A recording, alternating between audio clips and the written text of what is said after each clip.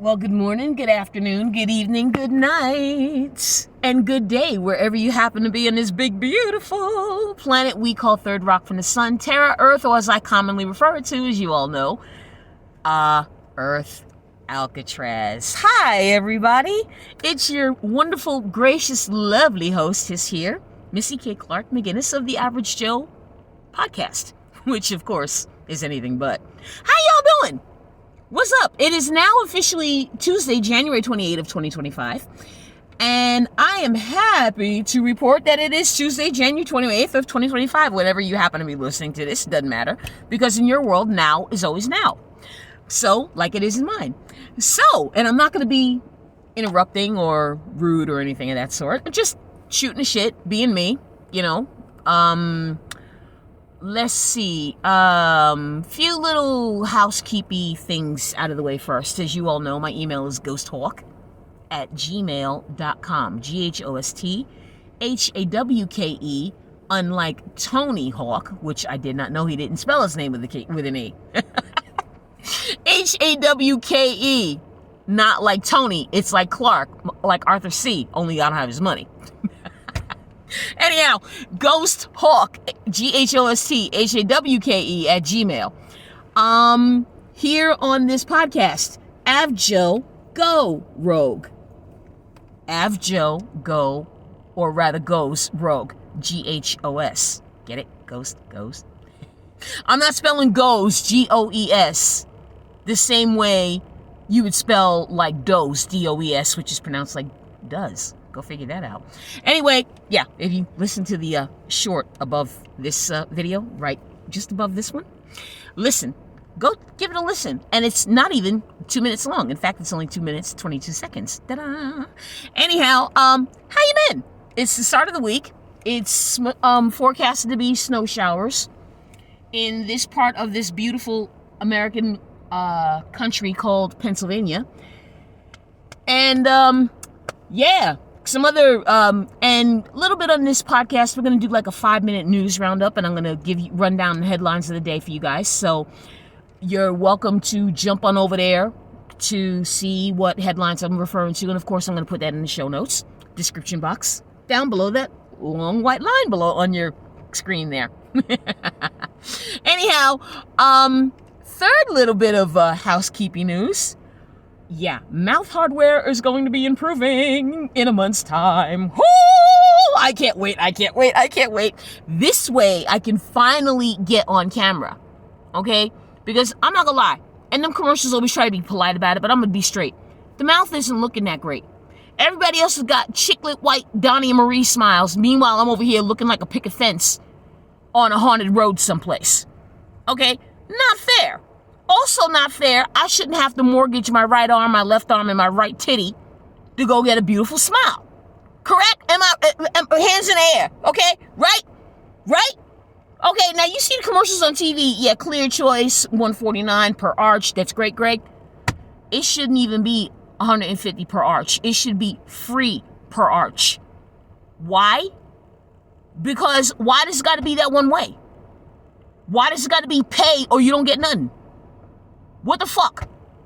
Oh, and by the way, more housekeeping things. Yeah, ladies and gentlemen, this channel does get blue. Yes, I cuss. Yes, I use swear words. Yes, I use foul language, obscene language, harsh language, salty language. That's me. Okay? If you don't dig, it's okay. Completely okay. No worries. I still have friends, so do you. Okay? Never the two we shall meet, right? So, flip the channel. Go to somebody down the street who wants to sing, who wants to speak to you in lovely non-cuss words in Teletubby world, and Teletubby Barney /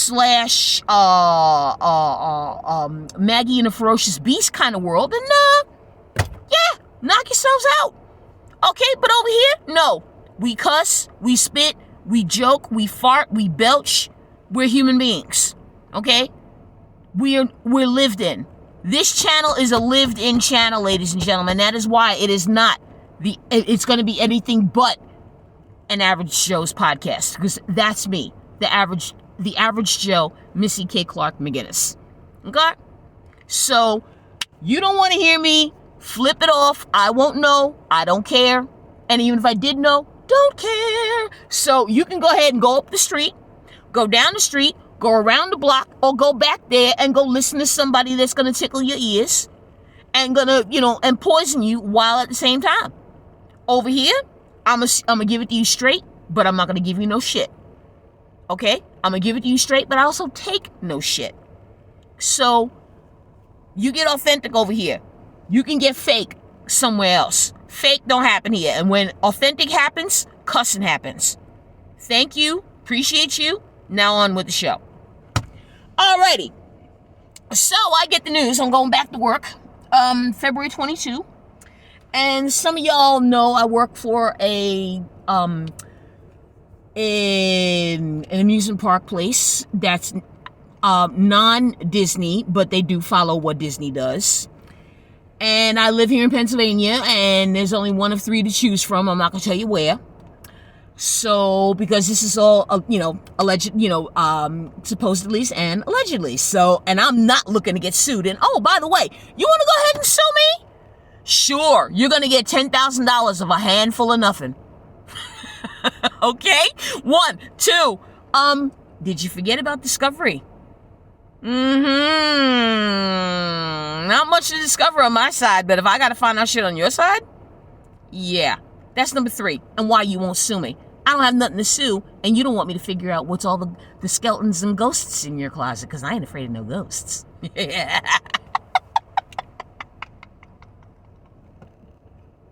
Oh, Lord.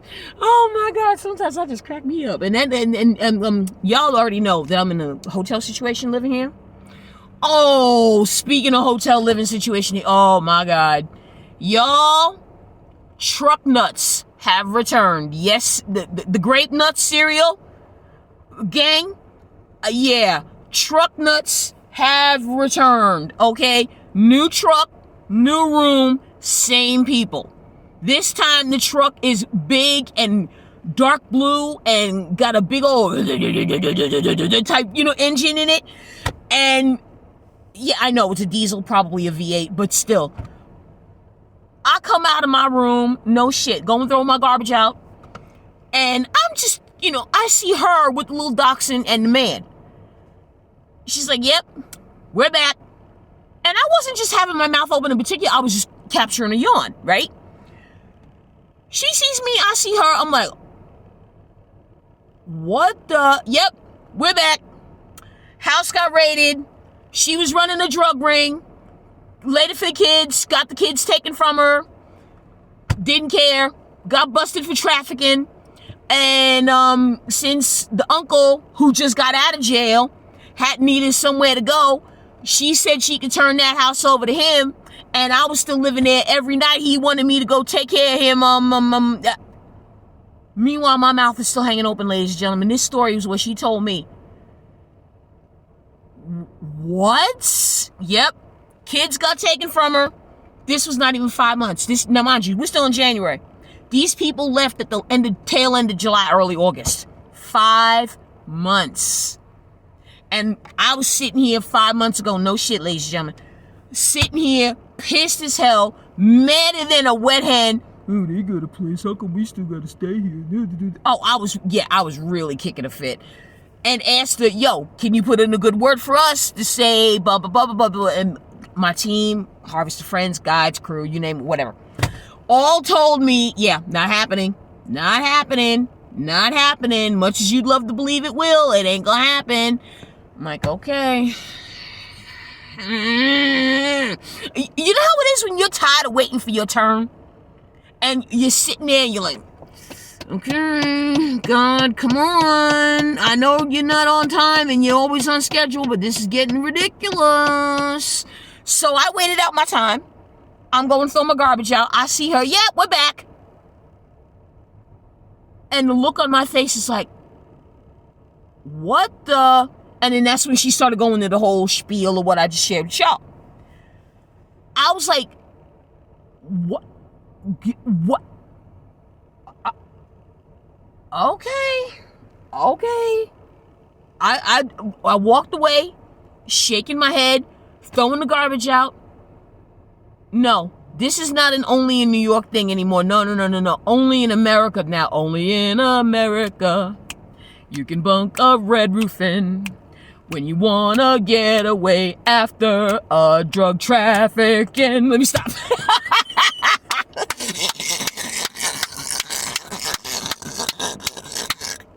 I know, I am totally out of control. I am so stupid. Da da da, only in America. Da da da. Only in America is guaranteed. Yeah.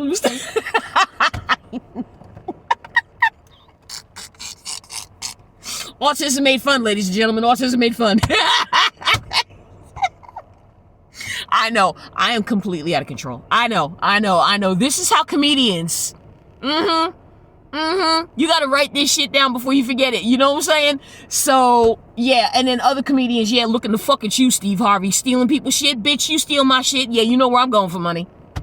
You know where I'm going for money, because you bum. You're not even listening to this. I can call your name out, darn right. But although you got some nice clothes, you got some nice taste in clothes. I gotta give you that. You got nice taste in clothes, my brother. You do. You really do. Okay, yep. Only in America, kids. Only in America. So, yeah. And the reason why I call them truck nuts, because, well, I mean, if you got even your own little nut in the corner like me, and speaking of nut, no shit. I know somebody with the surname Nut. As in macadamia, as in pistachio, as in peanut, as in wall, as in bolts and screws. Yeah. Her surname is Nut. Wait, what? Only I attract the weirdos and the freaks. Okay, and the freakazoids. God. Okay, and here's another only in America, only in New York bit. You ever get on an empty car, be it like a double-decker bus or a regular bus or a train or a trolley or whatever, public transit, right? Plane. Well, maybe the plane. Well, maybe not a plane, but generally like a subway or a bus or, or like a public car or like a trolley. And you're the first one on there, so the whole place is empty, save for you and the driver.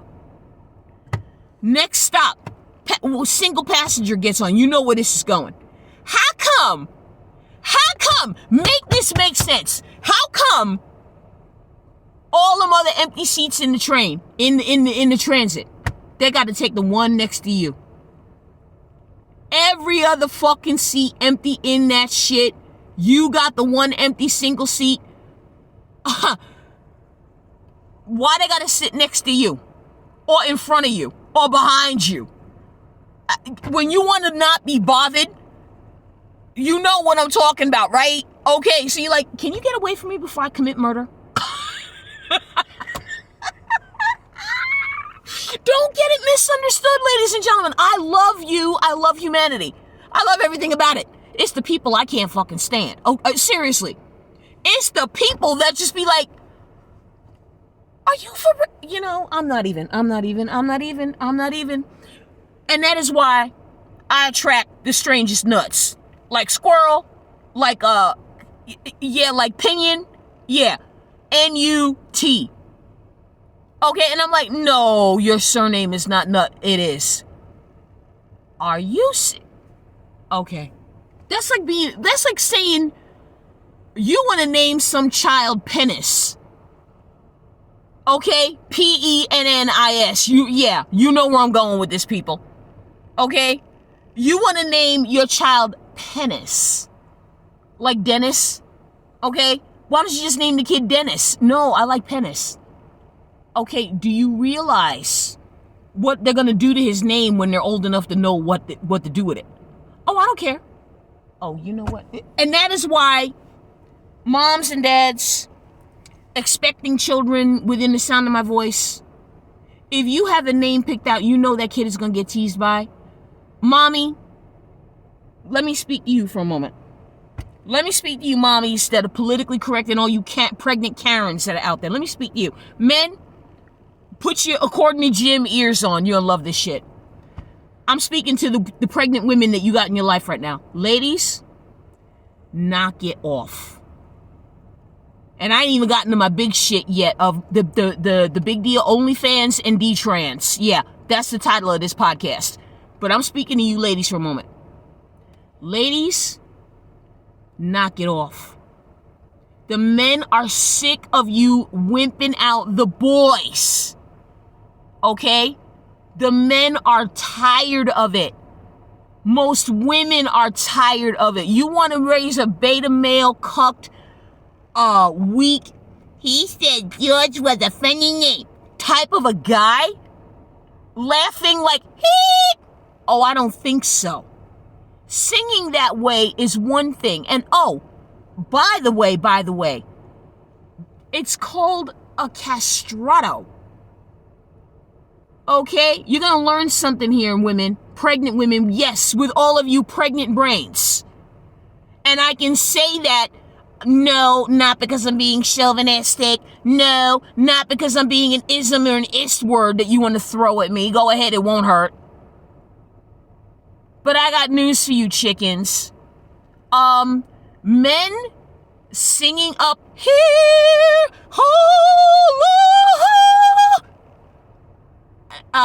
that means they lost the nads, boo-boo. That means they have no male testosterone. And you've got some testosterone running through you if you're pregnant and you're having a boy and you can't get off your man's junk. You can't get on it or off it fast enough. Okay? Been there, done that. Had the babies, have the children's, have the experience. So don't play with me. Don't dick me around. Don't, like Judge Judy used to say, don't piss on my leg and tell me it's raining. Okay? That's exactly what you just heard and what I just did is exactly my point. Yes, I hocked the loogie and spat it out my window. Okay? Ladies, particularly pregnant ladies or ladies who have not been pregnant. Oh, while we're on the topic, yes, no, your body is not yours. You get to murder your child within utero. Okay? It's not your body to murder no child. And I'm not being polite about it. Because you want to commit an abortion, you're committing murder. It's as simple as that. And you can paint it any other color. It's, you know what? Paint it whatever color you want it. It's still paint. You noticed? Marker it up. You still want to do it. It's still a magic marker. Write on it indelible ink. It's still indelible ink. That shit's not coming off. Murder is murder. No matter how you slice that cake. It is still legalized homicide. And I don't give a rat's ass what any of you rat bastards think of me. I'm done with putting fancy words on shit that smells just like it. How do I know? I had one too. There's something about taking another life that does things to your soul that, if you can hear it in my voice, there's tears there, but I'm keeping myself under control. Okay? I didn't mean for this to go in this direction. But you know something? When you're led by energies and when you're led by the Spirit and when you're led by the Holy Spirit at that, damn it, you're going to say what needs to be said. And the frank matter of it is, people jailed for being pro-life.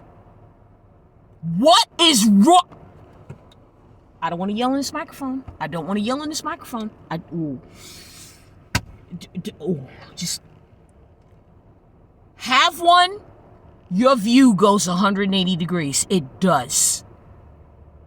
And you want to be proud of the fact, oh, I had 30. I had 50. I had 90. I had 18. Well, good for you making your womb into a graveyard. Your prerogative, your body, your choice. But you know something? How's your soul feeling about that? Yeah. How the fuck is your soul feeling about that right now? How many of your ancestors and your generations prior are feeling like that right now? Don't tell me that, oh, I had 10, I had 12, I had 15, I laid down. Yeah, speaking of you bitches laying down with 1,000 men in a week. You know what?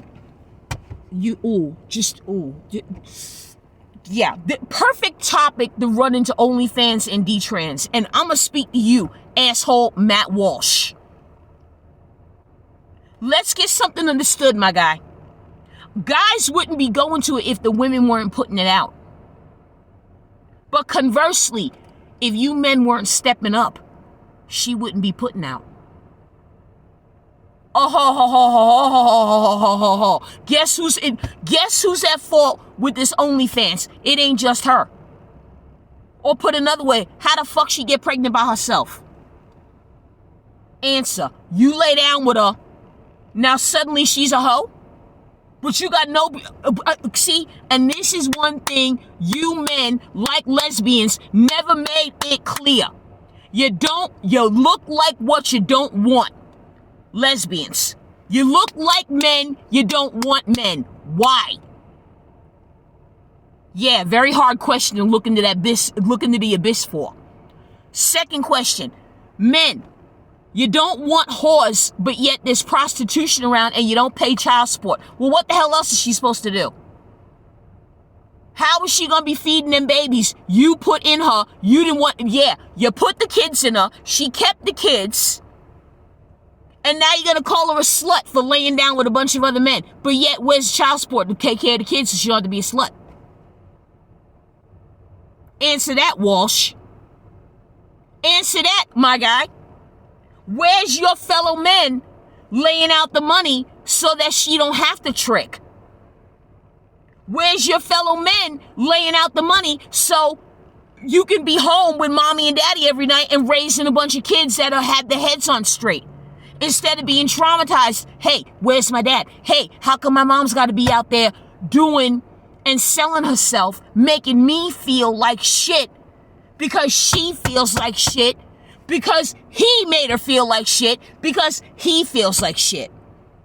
See, yes, hurting people hurt other people. Yes, I understand that. But you know something?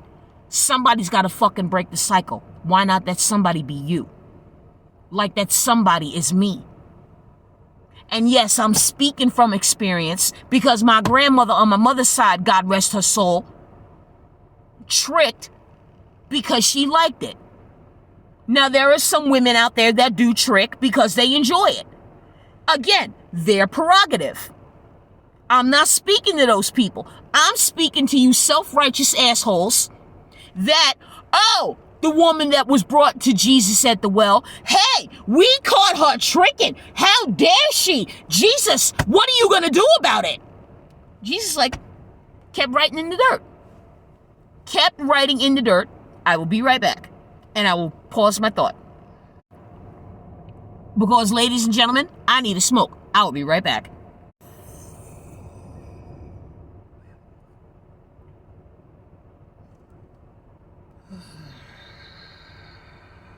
Much better. Much better.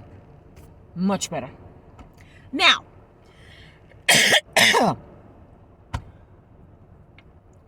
Jesus kept writing in the dirt. One by one, by one, by one, by one. All of those that wanted to condemn the woman, they all left. Until she and the Christ were alone.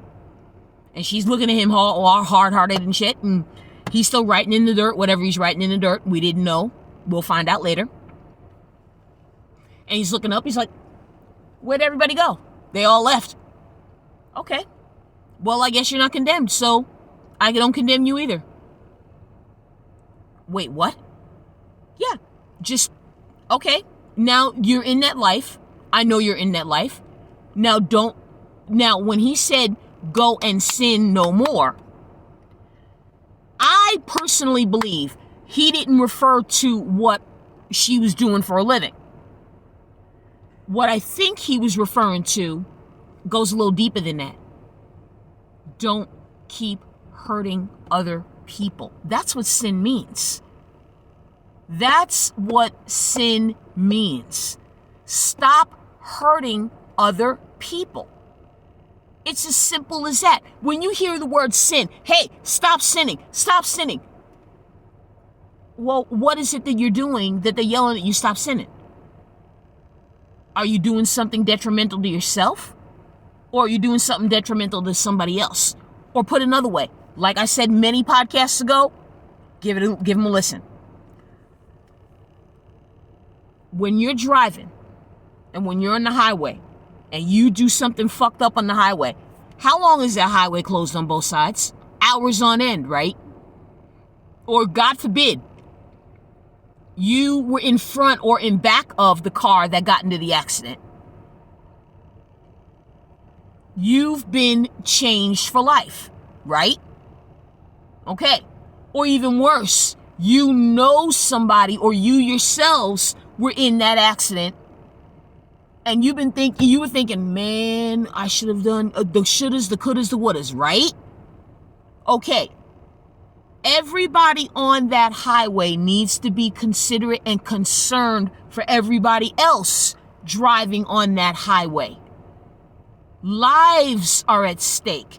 And if you do it when you're driving, you can do it when you're not driving. Meaning, if you're that observant on the road, as you should be, and not driving drunk or looking at your phones or dicking yourself off or whatever, then be conscientious and magnanimous enough to tell other people, yo, I'm not going to threaten my life on the highway over here because I can do it. Is that really conducive to other people? When they're being observant to the road and you're not being? Why shouldn't you be? You're not above death, baby doll. Yes, I'm speaking to you. And back to the pregnant Karens. Knock it off. Yes, you're hormonal. Because you're taking away her money. Let me stop. No. Yes, you're flooded with chemicals. You're bombarded with testosterone, estrogen, progesterone. Okay? You're not in your right mind. All the more reason to leave people alone. You're having a baby. Stop acting like the world owes you something. In fact, let's take the words from the late JFK. It's not what your country and your world and your cosmos can do for you, but what you, my dear, can do for your country and your world and your cosmos.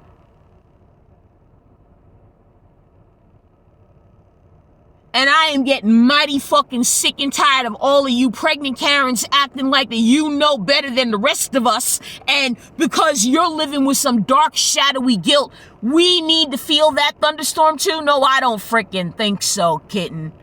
Oh, I so don't think so. Shoot, man. You get me and Roseanne Barr together? Man, I'm already enough. I'm an M80. You get me and Roseanne Barr together?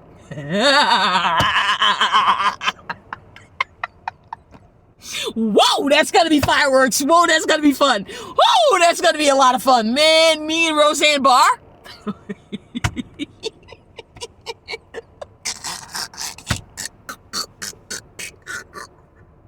Woo! Yeah, the world is gonna be real sorry they mess with albino people. Because I'm an albino.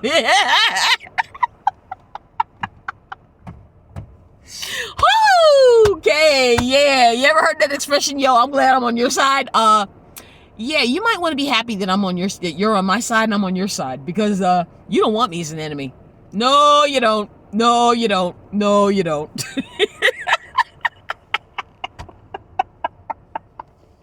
Not to mention the fact I'm a Gemini. And there was a thing on Maude yesterday. I was watching an old rerun of Maude, and it was an episode where Walter was trying to keep this, what the heck was that woman? I don't know. It was some woman employee for his Finley Friendly appliance store, whatever the hell he had at the time. And he said, you know, are you okay? You know, you gonna be okay? I'm a Gemini. I'm never okay.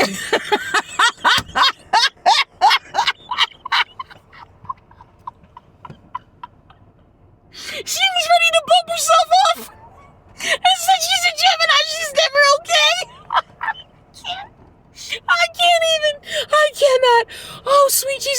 even, oh my God. And I had to roll that back. And I'm like, boys, you might want to listen to this. And I put it on for, my men, my son and my husband. And they both said at the same time, looking at me, exactly. And I'm like, I never said I wasn't okay. I never said I wasn't. Well, like the song goes, I beg your pardon. I never promised you a rose garden alone with the sunshine. There might be a little bit of rain sometimes. I should sing that for y'all one day. When you take, you gotta give. So live and let live or let go. I beg your pardon. I never promised you a rose garden. Exactly. And that's what I'm saying. Take me as I am. Okay? Warts and fucking all. I'm a Gemini.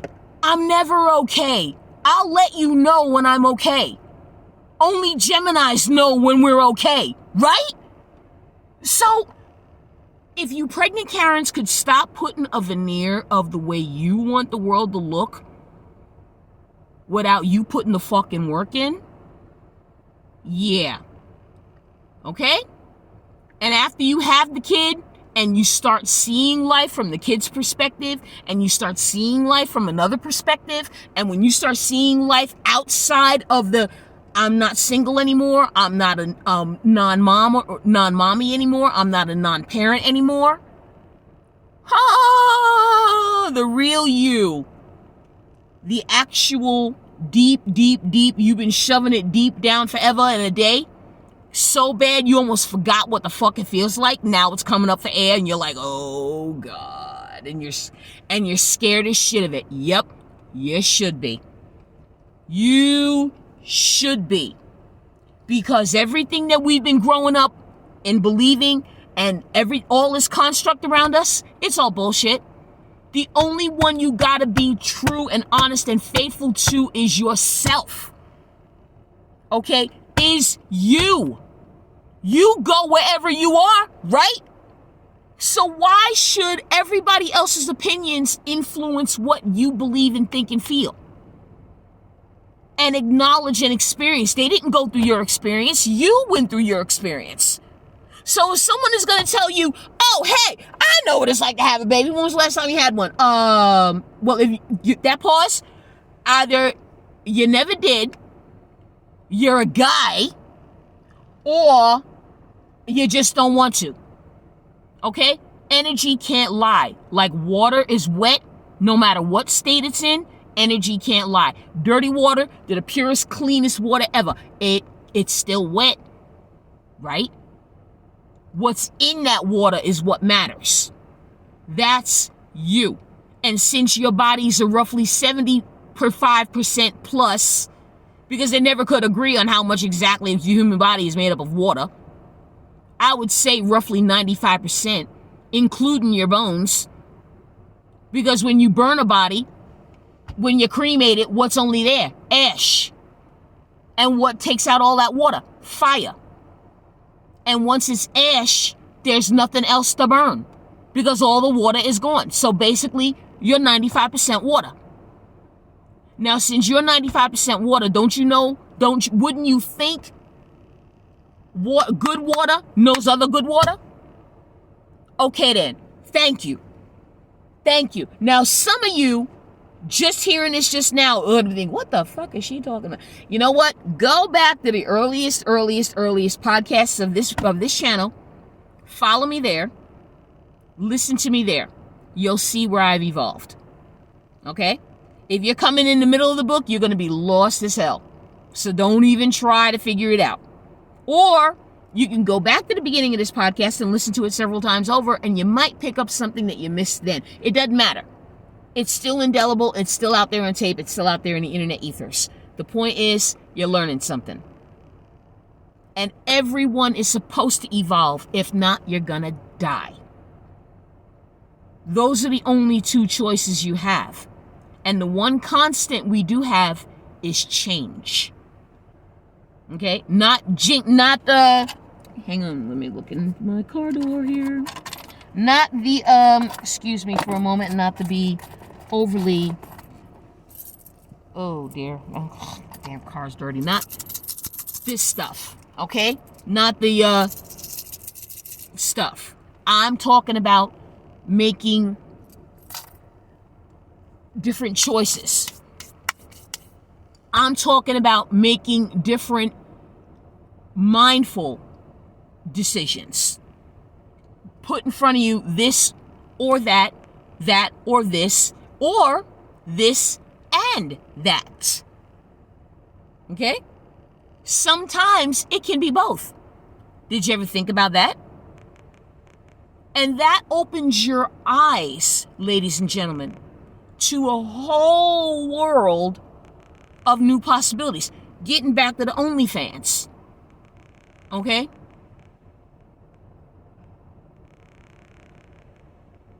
And that asshole Matt Walsh over there at the Daily Wire. Okay, first of all, now ladies, and I'm not going to come on you pregnant Karens too much because now y'all agree with me.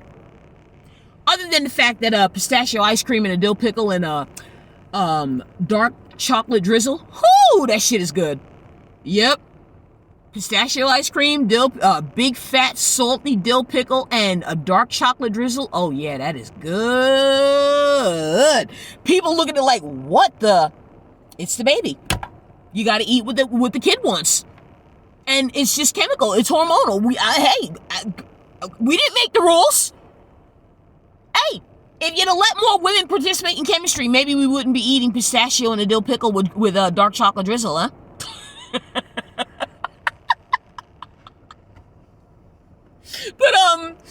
But yeah, this is where ladies and men need to be much more amicable and friends on a Ruth and Naomi level. Look at your Bible, kids, and I don't care if you're an atheist. I don't care what you are. Ruth and Naomi, okay? The husband died, Ruth's husband, Naomi's son, or rather Naomi's husband and Ruth's son. So the one man they both had in common, his name is Boaz. Cool name for a dude, by the way, in my opinion. He died. And Naomi took Ruth under her wing and basically said, you were married to my husband, you are still my daughter, even though my son and your husband are no longer with us. I'm not going to abandon you because my son died. You are my people. You've been my people, and you've been my people before my son died, so why am I going to cut you down? Well, there you are. There you are. And that's what more and more people are saying from Mr. Matt Walsh. Get the fuck up off your ass and be like one of them Proud Boys and be like, yo, taking it on the chin. Hey, I didn't see no stripes on your back now, did I? No, I did not. No, I did not. Grow a pair. Okay? Grow a pair. And ladies, pregnant or not, single or not, I am speaking to every one of you that's got a uterus. And by mean having a uterus, you were born with one and didn't have it out yet or ever. Y'all need to stop competing with each other. You need to stop competing with me. You need to stop me thinking I gotta compete with you. You are in competition with your own fucking selves. Deal with you. If you can't love yourself, like the RuPaul quote goes in that Drag Race shit, how the whole hell else can you love somebody else? Can I get an amen up in here? And yes, I call it the RuPaul Drag Race shit. Why? What was wrong with dudes just dressing in girls' clothes? Okay, you're camping it up in girls' clothes. Have fun. When did it go from camping it up in girls' clothes to chopping off the schmeckle?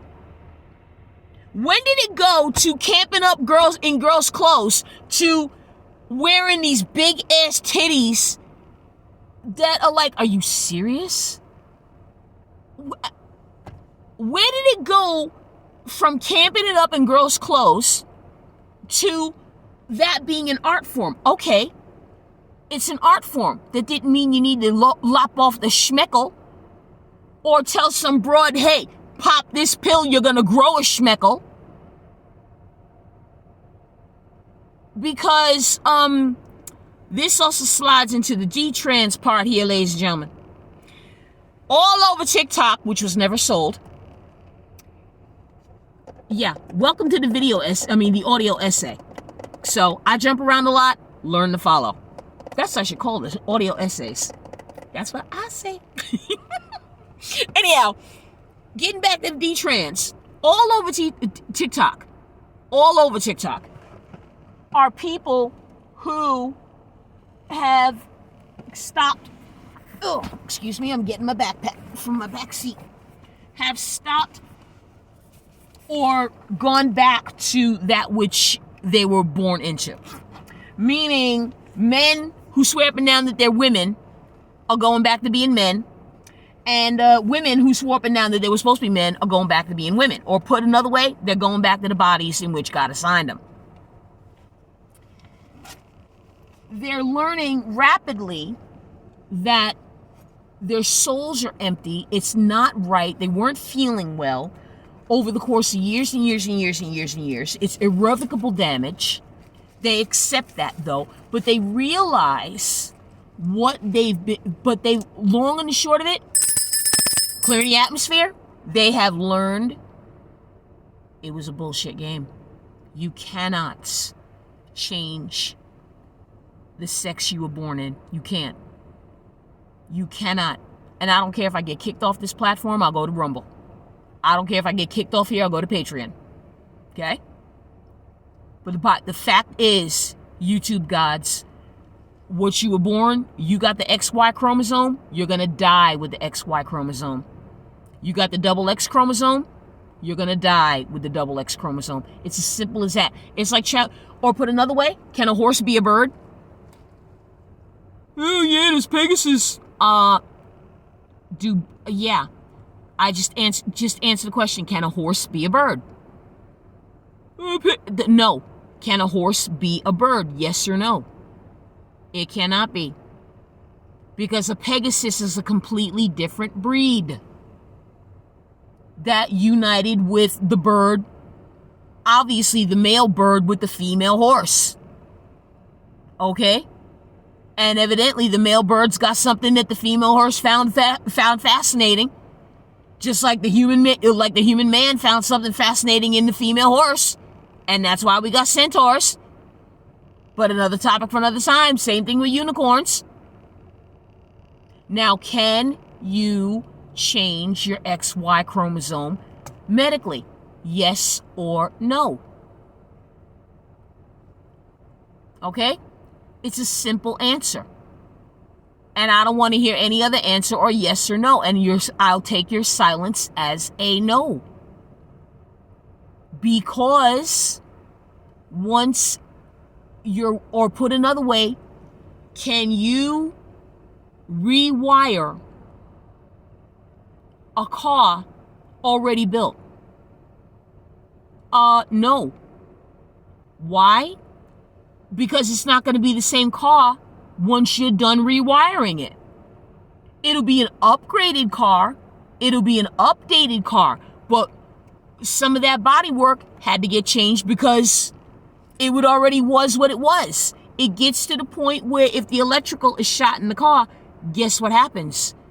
Get a new car. Because you're going to end up getting a new one anyway if you had to redo the one that is shot in the one that you got. Right?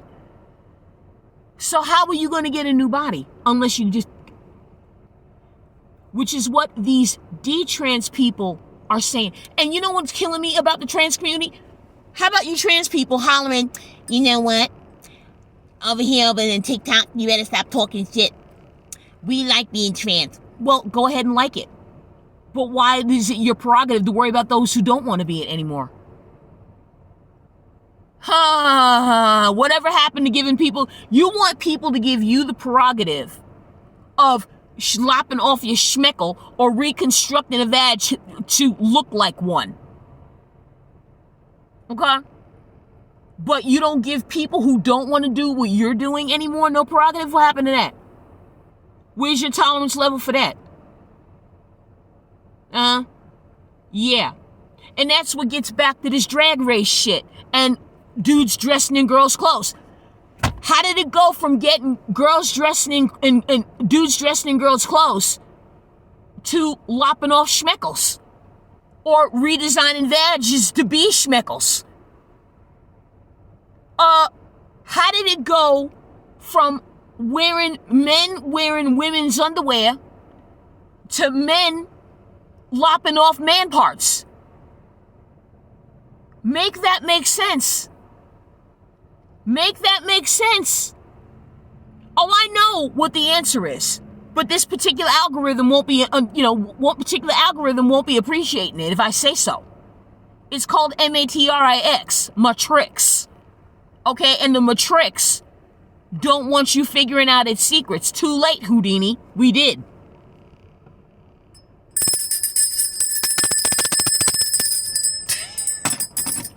I am so done. I am so very done with the double standard. OnlyFans, hey, if they weren't making money out of it, I mean, married men, 90%, 90, you heard right, of the women's clientele in there are married men. What is that saying about Walsh? All you're doing is shining the spotlight on everything wrong, including you, my dear, with society. It is everything wrong with it. And like the one link in the Hodge Twins podcast I was listening to, her man are open, have a now open relationship after they had the kid, and realized it like I did. Wait a minute. If I'm going to be in your life and you're going to be in my life, we got to rethink some things about sex and how relationships and etc., etc. Or put another way, the way the church told you to do it. Guess what they profited from, Matt Walsh? The early Vatican Catholic Church, guess what they profited from, Mr. Walsh? Profited from prostitution. Prostitution. They decried it on a Sunday morning, but profited on Saturday night. Yes, they did. Yes, they did. The same prostitution you want to decry on your channel, I wouldn't be a least bit surprised, Mr. Walsh, if you was looking at something adults only related that your little woman ain't doing for you, and you're making sure that she does. Otherwise, then what are you doing? Oh, I'm just picturing my wife. Oh, sure you are. Oh, I'm sure you are. Honey, don't piss on my leg and tell me it's raining. You double standard fucking hypocrite. I can't eat. Yeah, okay. I'm not going to accuse you of what I'm accusing. I don't know this for sure. And go ahead and sue the fuck out of me. I can use the money. Because you know what? If you're decrying the same prostitution that you are not helping family members, counseling people, hey, don't look at that. Wifey, why don't you do what he's looking at? Oh, wifey won't do what he's looking at because of what happened to wifey? Husband, why don't you be more sensitive to what happened to wifey? Why she won't do for you what you're looking at?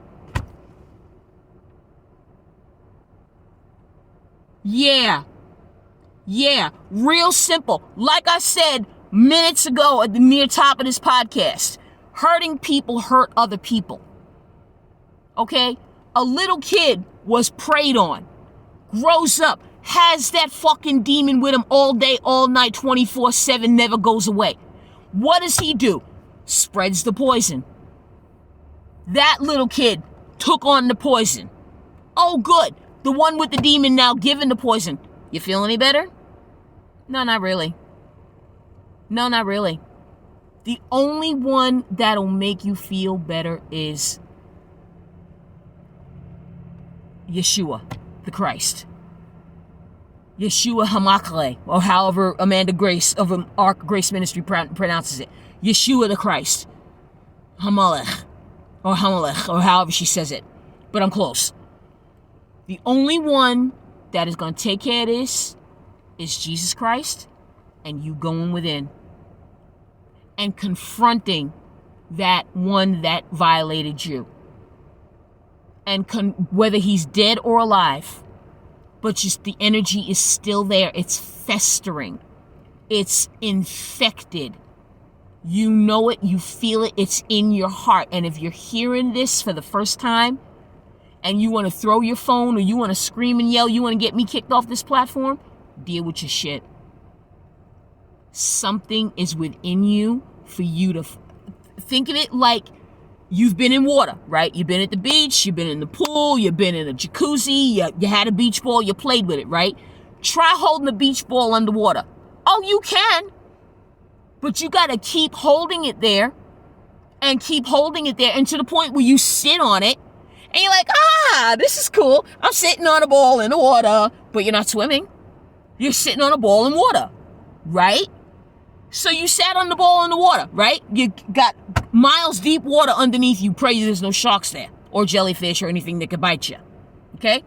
You're sitting in the water. You're sitting on the ball. You're bouncing. You're cool. You're playing, your water sports or whatever. Eventually, you're going to move in a way. You get tossed off and you get pitched in the water and the ball pops up. Why? Air is less dense than water. Obviously. Okay? Quick science lesson. That's why water and oil will never mix. It's called immiscible. Because oil is denser than water. And molecularly and on a molecule level, it can't happen. Alright? Never the two shall meet. It'll be oily, but eventually you can separate the water from the oil.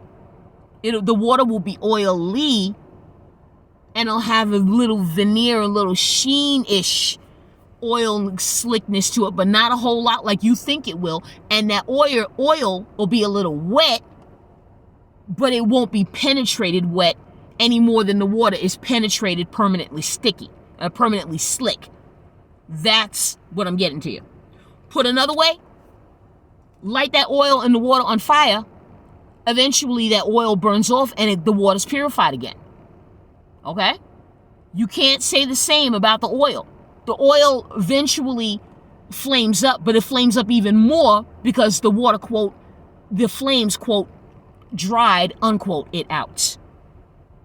All right? So you see where I'm going with this. Okay? Never the two shall meet of light and darkness. That is why you will always have your shadow side. It keeps you honest. And the shadow side, speaking to you dickheads, because I got one too, it's not permanent. You learn something when you're down there. You're keeping yourselves honest too. And the fact is, if some of you within the sound of my voice had been touched by a serial individual, or the one time, one shot you only got it, or multiple times you got it. And even those who, within the sound of my voice, you've preyed upon. P-R-E-Y-E-D, upon. You've stalked after and acquired your hit. And when, like hyenas, like animals in the wild, stalking other animals, they look for the weak, they look for the sick, they look for the old, they look for the weak, the sick, the old, or the lame. Okay? You always notice about people preying on other little kids. The weak, the sick, the old, and the lame. Why? They're the ones that offer the least resistance. See, people like me, I was never touched. But I got clobbered growing up in single digit age because that little shit didn't get a chance to touch me. Okay? Give you a little backstory. Give you a little bit of history of me. I'm a 70s kid, meaning born in the 60s, born in the 60s, as y'all know. Came up in the 70s and 80s. Love the 80s. Oh my God, the 80s was so great. Anyway, I'm in a daycare. And all now participants in this story either are miles away from here or dead, so I am not mentioning any names. I'm not looking to get sued, but at the same time, bring it. I need the money. Running the daycare. Okay? I'm maybe 7, 8 years old. And regularly, we were the regulars at the daycare. And there was maybe a handful of kids left, and I was thinking it was maybe me, my younger sister, and my little brother was not yet born, and another little boy, and another girl-boy sibling thing that had been there, but I think they were Jewish kids, and they were picked up, like, way, way later, because their mothers were doing, like, the Shabbat thing and whatever. So this was early evening. I was maybe 7, 8 years old. And I'm waiting for my mother to come pick me up, soon go home, and I can go read my book and whatever. I had new books from school, and I was excited to get to them. What I didn't know was this one kid that was part of the daycare, fat kid too, and he outweighed me 30, 50 pounds, give or take, but he was maybe 2 inches taller than me, a year older, and a rounder kid, husky, back in what they used to call him back in the day. Now, clearly overweight, eating more than he should have, but he was one of those kids that were going to grow up to be looking like a linebacker kind of thing. Yeah, that. And me, I'm no slouch in, holding my own, but I was smaller, and I'm a girl, okay, obviously. So I'm sitting in the book, and looking at my book bag and, looking at my book and whatever. And one of the daycare owner's kids, one of her children, yells out for me, hey, well, my legal name then was Helene. Hey, Helene, look out! And I'm like, what? Next thing I know, I'm out cold. I'm out cold. I have no idea what the hell happened to me. No clue. When I came around, and it took about 10 minutes to bring me around, one of the daycare kids preying on a bunch of other little kids, as it turned out, because he didn't get to me, hit me with a construction block. That thing was, back in the day, you got to remember, not all this plastic shit that's out these days. No. When we had toys, they were made of real wood, real brick, real metal, real steel, aluminum, stainless steel, chrome. All right, they were made of the real shit. Find a Tonka truck today that's made of straight metal, you're going to be paying mint for it. Why? Because that's how things came back then. Okay? Same thing with the construction blocks. And man, I was all over the boys' toys as much as I was over the girls' toys, so hey. Anyhow, I was maybe out 10 minutes. And I'm coming around and I see like this staticky gray, literally in my ears, all around me. And I'm hearing patches of what happened. And I'm like, oh my God. And I had a goose egg on the back rear of my head. Big orange, big as a nice sized orange. I'm like, oh my God. And I started crying. I flipped out. I felt the back of my head. I flipped out and I started crying. And then the one who warned me, it was her son. He comes and sits before me because he was studying to be EMS. Surprisingly. He was flipping between either accountant or EMS. He couldn't decide which. But he was studying at that time to be EMS. Or, one of those first responders. So he's in front of me and I remember him rubbing my knees and saying, it's going to be okay. Just stay with me. And I'm like, but it hurts. And he said, I know. Just stay with me.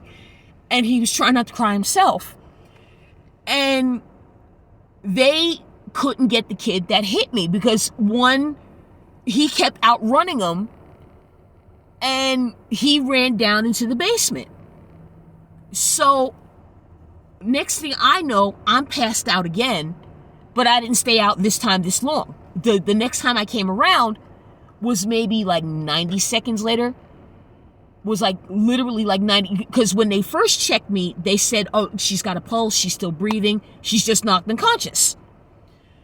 And I'm like, oh no, oh my God, am I gonna die? That was when I was flipping out.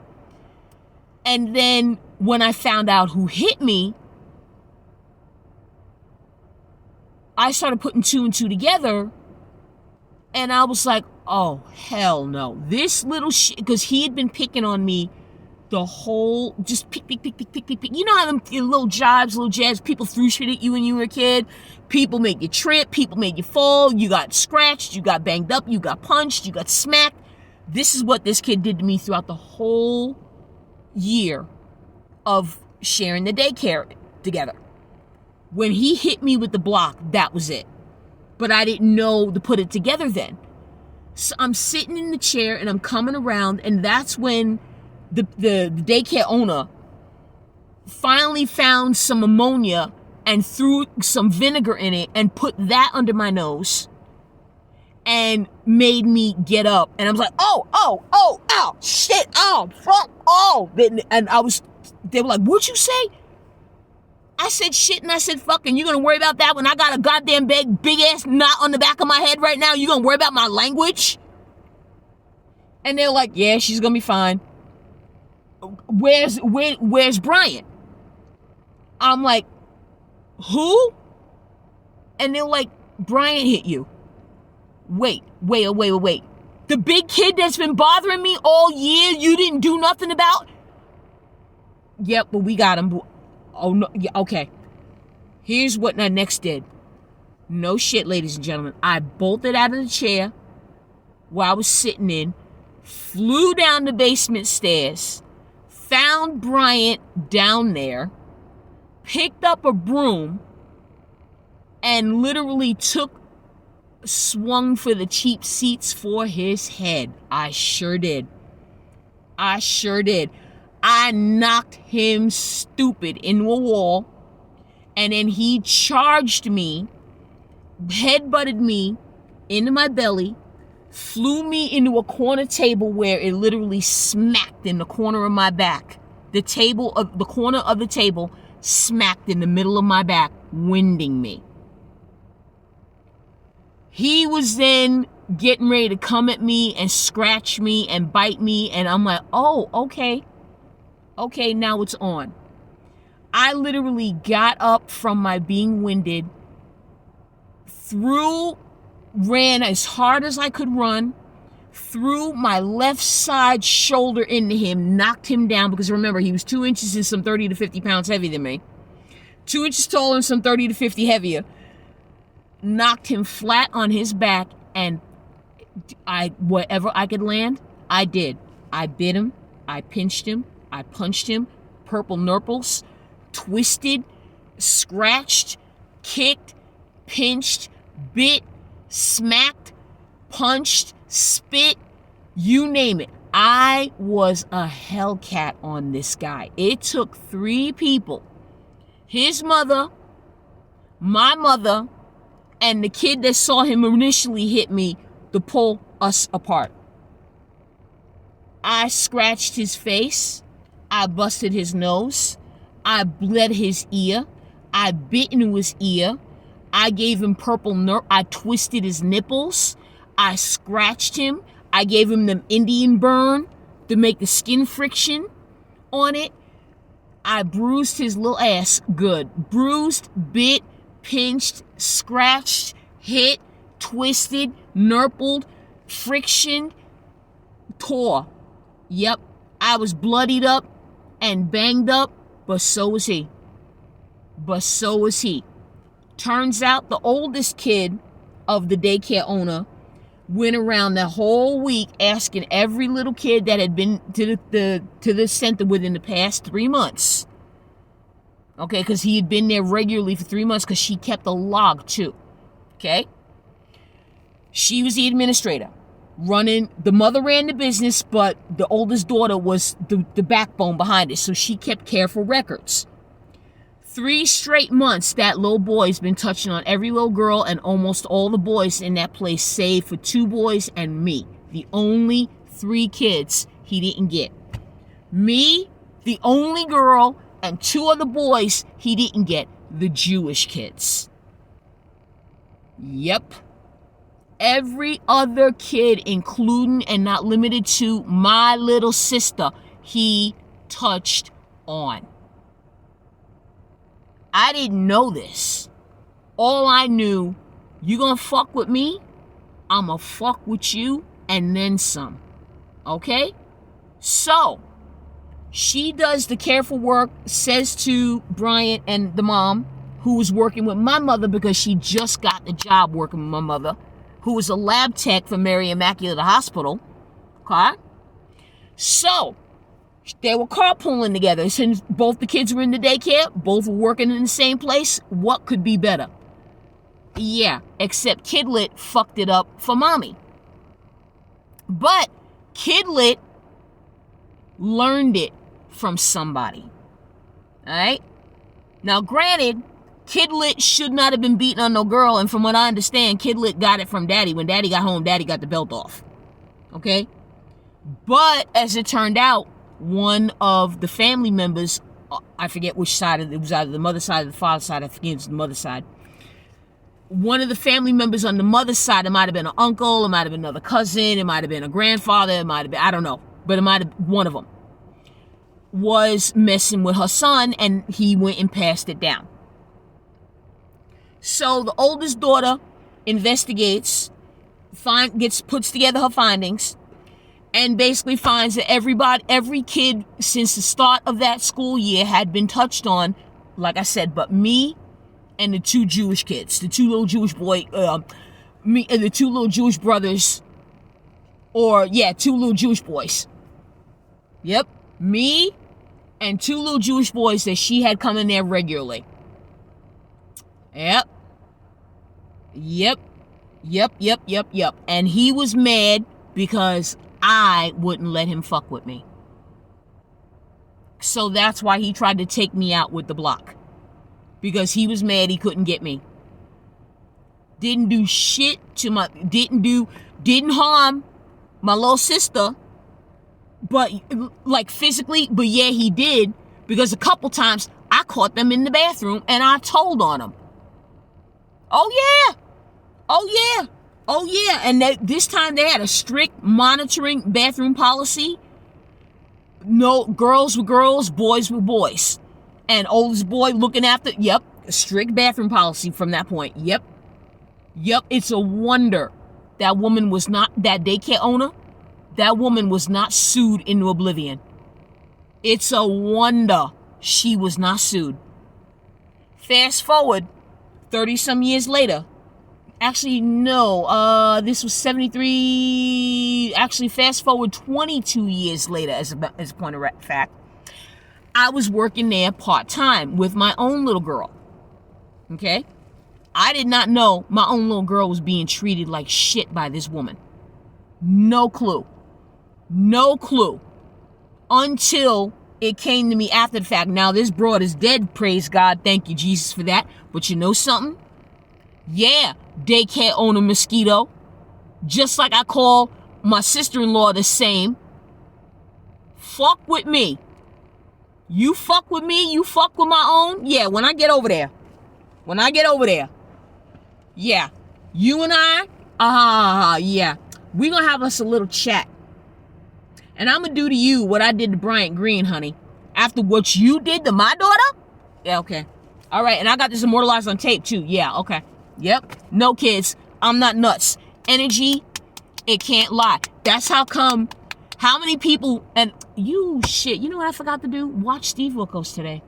But you know what? I'll catch it on the YouTube thing. Because now I know it's in the area. I forgot all about Steve Wilkos. Anyway, like on the Steve Wilkos show, and he's famous for his lie detectors. Mm-hmm. Yes, sir. Yes, ma'am, ladies and gentlemen. Yes, sir. Yes, ma'am. And how many of those things are all over the internet? How to beat a lie detector. It's biofeedback. The only way you can beat a lie detector is if you are trained to know how to beat that. Trained to keep from, oh shit, what's the word I'm looking for? To keep from secreting. Yeah, that's it. Secreting hormones and endocrines in your endocrine system. Because when you're nervous, you're going to secrete certain hormones and certain endocrine factors. Okay?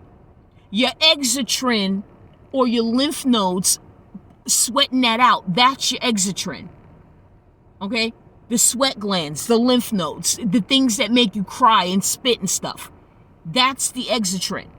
But getting back to the endocrine, unless you're trained as special forces or MI5 or MK Ultra or MI6, okay, or any of those Navy SEAL things where you can't secrete natural biofeedback if you're doing something ungodly or unprofessionally or unsavory, you're not going to beat the lie detector because these people are trained to know what to look for. Only your silly pride and ego would make you genuinely, delusionally believe you're gonna tell biofeedback what to do. Okay, that's like you telling your irises don't constrict when you're out in bright sunlight.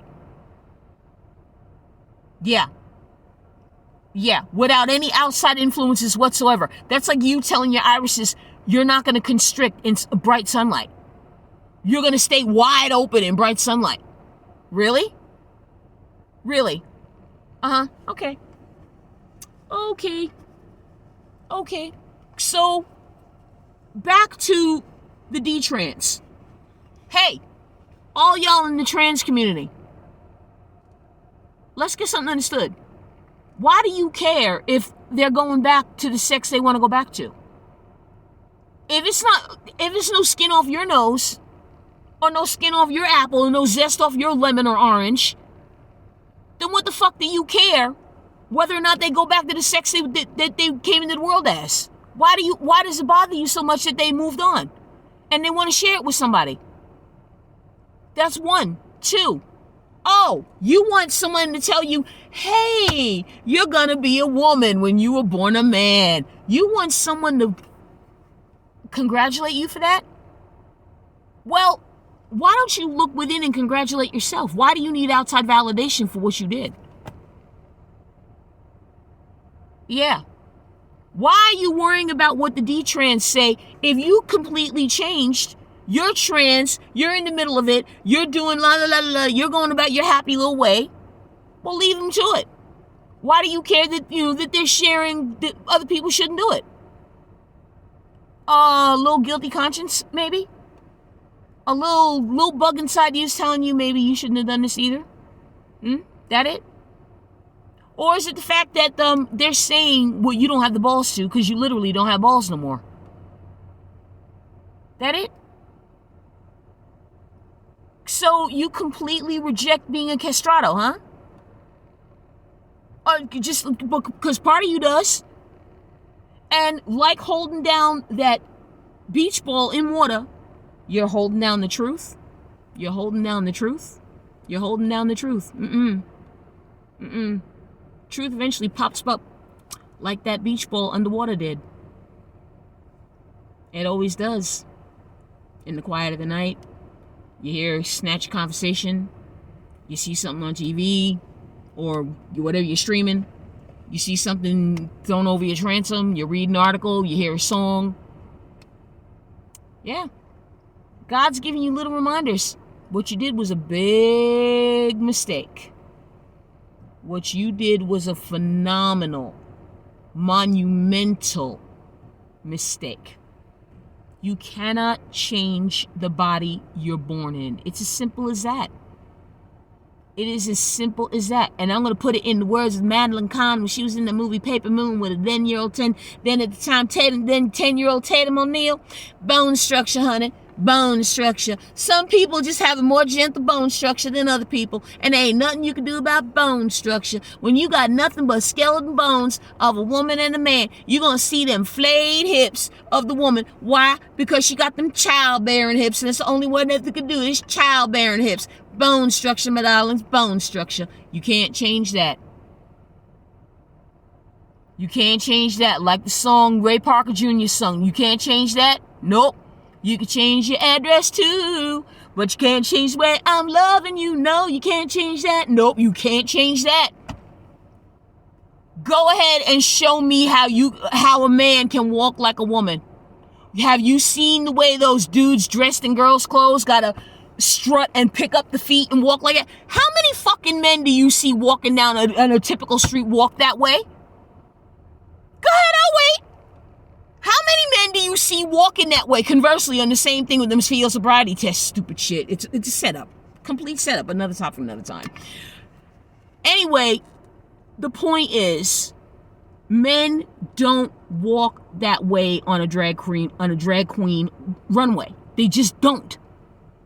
You gotta put the hips on to look like the girl when you're actually a boy. Look at all of that shit you gotta put on to look like one of us when we have it naturally. Conversely, how much shit do we gotta put on to look like guys? Now me, I can walk like a guy any day. It's getting me to walk like a girl that's the tough part. And I'm a woman. Yes, ladies and gentlemen, I am a woman. I have all the parts in which that a woman is supposed to have. We don't need to label them now, do we? Or rather, should I say, we don't need to labia now them, do we? Nope, let me stop. I'm so bad. And you know what? I blame former President Alexander Hamilton on this shit. Why? Founder of the New York Post. Oh, shit.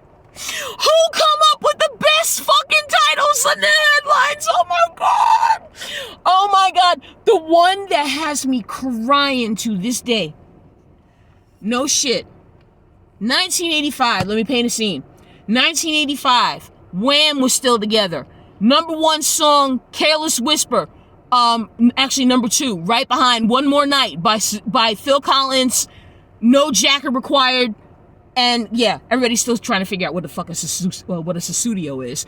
But anyway, One More Night, #1 by Phil Collins in 1985. #2, Careless Whisper by Wham. So they were switching spots.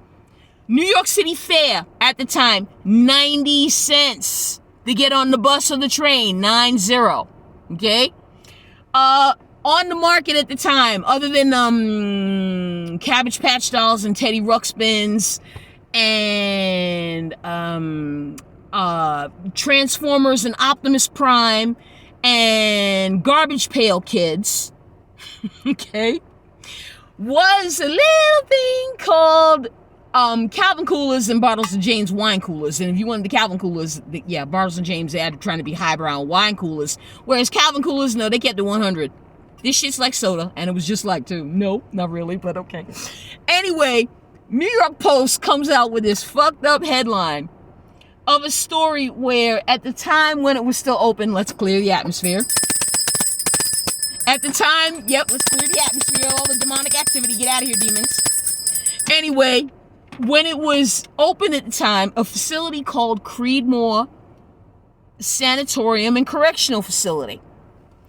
Well, one resident of this facility decided that he was going to roughly grape a nurse and fled after the fact, after he graped her viciously. So, in true fashion, the way the New York Post is wont to do, and I don't know who the hell came up with these, but I have to look into the paper, that history. The headline simply read, and I cracked up all day, every day, and it made me drop my quarter to get that paper. And the bus driver was asking me what was so damn funny. And I showed it to him, and he said, "Oh no." What was the headline, you're wondering, ladies and gentlemen? Nut, screws, and bolts. No shit. The headline was actually nut, screws, and bolts. Meaning the inmate from Creedmoor viciously raped a nurse 3 days before he fled the facility and was found. So, what do you call people in the crazy houses back in the day? A nut. Like the same thing you put around a screw, and the same piece of tool that, again, holds things together. Bolts, as well as a bolt of lightning you take off or run off, or a piece of metal holding other pieces of metal together. Hence, nuts, screws, and bolts. I was done. I was fucking done. I was like, oh, I have to read this story now. See, that headline, no. And that forever changed my trajectory of coming up with chapter titles or headline titles or whatever thing I had to title in articles journalistically, because I always remembered that particular headline. And if they could do it, I can do it. And I didn't want to be too, how can I put this? I didn't want to be too insensitive at the same time being offensive and whatever, but at the same time, that's what free speech is. It's as offensive as it's going to be because it's trying to make a point. And that's what the headline was doing, was making the point of what happened at the now shuttered Creedmoor in Queens. Yeah, and I was born and raised in Queens. Shut the hell up. I know what it means. So, is it a nice saying in one of my in my first book, Jersey Dogs? Yes, go read it. Particularly, go read the book. Chapter 1, Sam Adams gets off to a stiff start. Chapter 2, shark grins in sawdust. Chapter 3, Logan and I hold a civil conversation.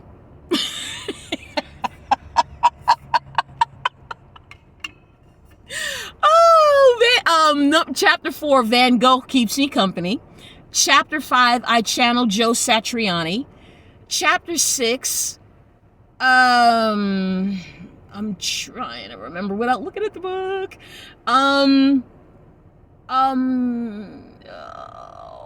I forgot what chapter 6 is. I really did.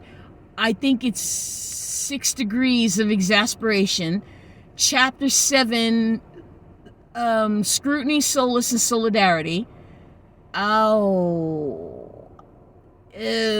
Chapter 8, We Think Pink with Al Green in a Purple Haze.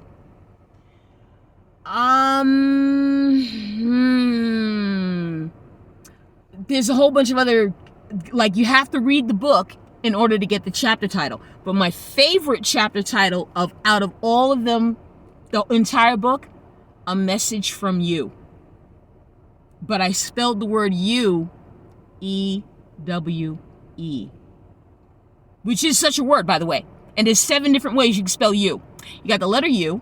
You got the word Y-O-U, meaning the pronoun outside of me. You've got H-E-W, meaning shaving down a tree or wooden object, hewn or hue. You got H-U-E, which means another word for color.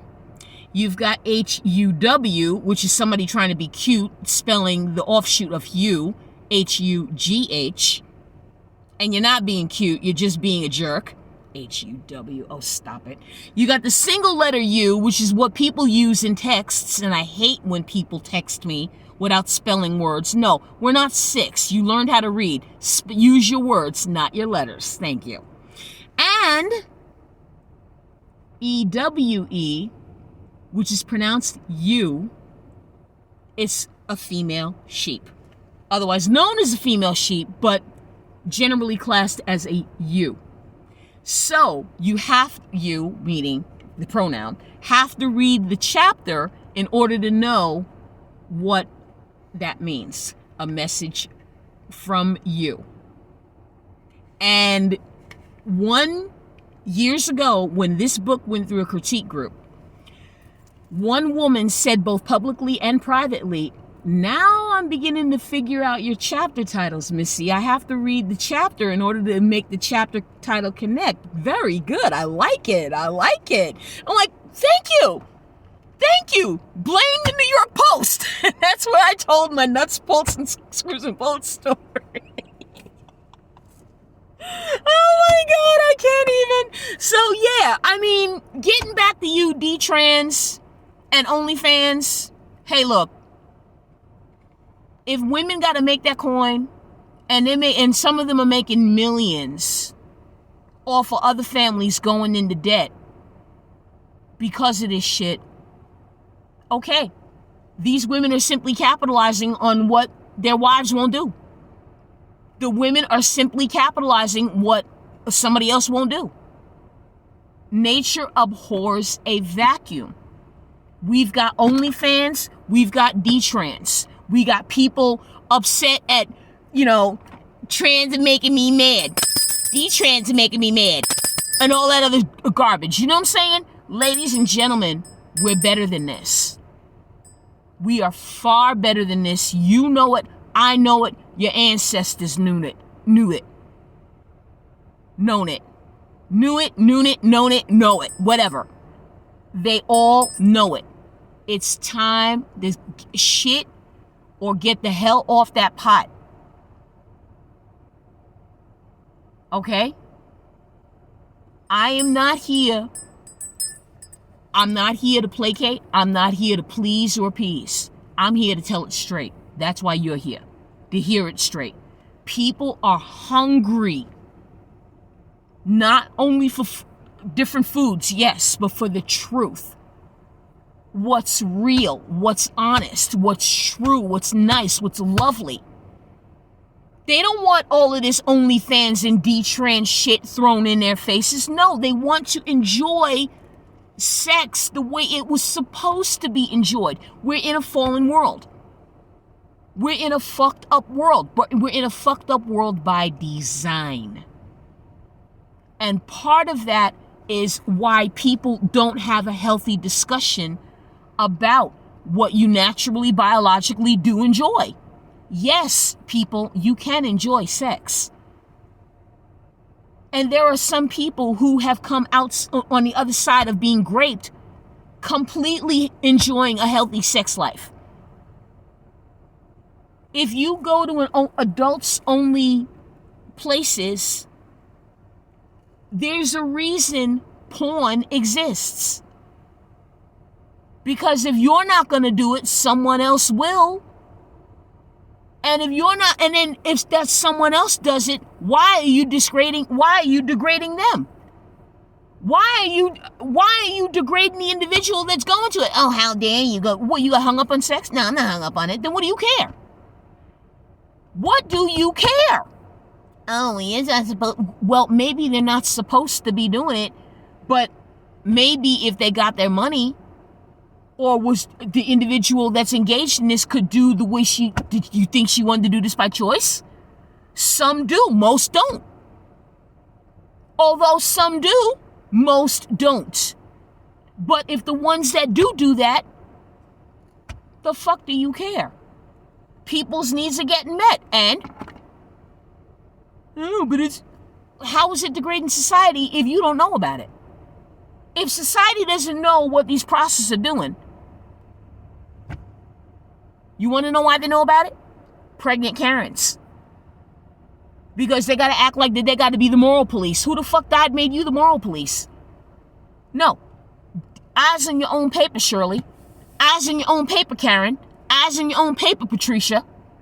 Eyes in your own paper, Candace. Eyes in your own paper, Betty. Because you knew this when you were growing up and going to school. If you were looking at other people's papers, were you not cheating? All right, then. So now suddenly everybody else is out. Guess what? Guess what started prohibition? Karens. Yeah. Because they were, and Christian Karens at that. I'm tired of you showing up drunk in my house. I'm tired of you being with that prostitute. Then, mommy, married mommy, give your man what he wants. My granny always said it, God rest his soul. You keep his balls empty and his belly filled, he ain't going nowhere. And I looked at my grandmother like, wait, whoa. This is the woman who would never say the words hell, damn, ass, shit, fuck. Okay? This is the woman who never dropped a cuss word one time. She literally said in my presence, if you keep his balls empty and his belly full, he's not going anywhere. Granny, what? You heard me?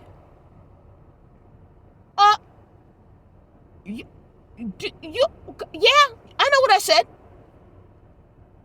And does it make the truth no less true? Let me say that again. If you keep his balls empty and his belly filled, he ain't going nowhere.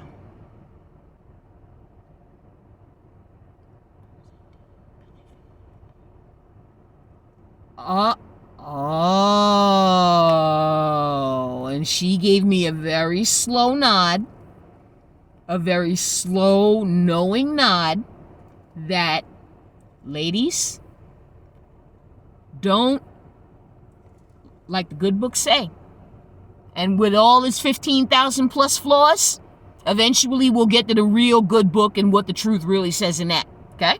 But for now, we got to work with the flawed. But like the good book say, alright? What's the good book say about taking that?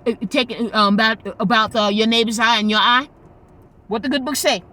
What it say? Okay, what it say? Yep. You take that speck. You take that plank out your own eye first, before you worry about the speck in your neighbor's eye. Take care of your shit first before you start worrying about somebody else. Straight facts. Straight facts. Half the world's problems would be done if people did that. Do you know? Half the world's problems would be done if you did that.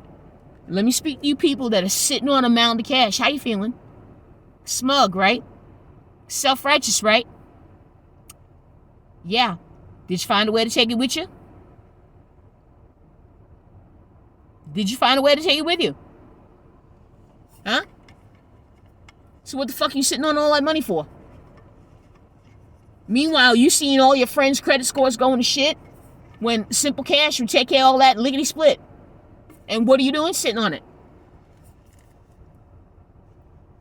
Evil persists when good men know it does and do nothing. Because you know what? News roundup's coming up in a little bit. No lie, ladies and gentlemen. God sees all and he waits. And he's waited long enough. My granny used to say that. The same one that said, balls empty, belly filled, going nowhere. You keep that straight in your minds. Balls empty, belly filled, going nowhere. It's as simple as that. And ladies, if he likes a certain thing and you don't, then you better get to liking it. You better get having a conversation. You better get having a conversation. And it's going to be an ugly one, and it's going to be a hard one, and it's going to be an uncomfortable one, and it's going to be a taxing one. But it's either that or he goes back to OnlyFans. It's either that or he's a trans, or swearing up and down. Brainwashing is deep. But you know what? Maybe the washing is just coming off a little bit. It's coming off a little bit. And speaking to you Detrans people, congratulations. Congratulations. You did it. You went back to the right thing. Not easy to do. Not easy to do. You know why these trans people?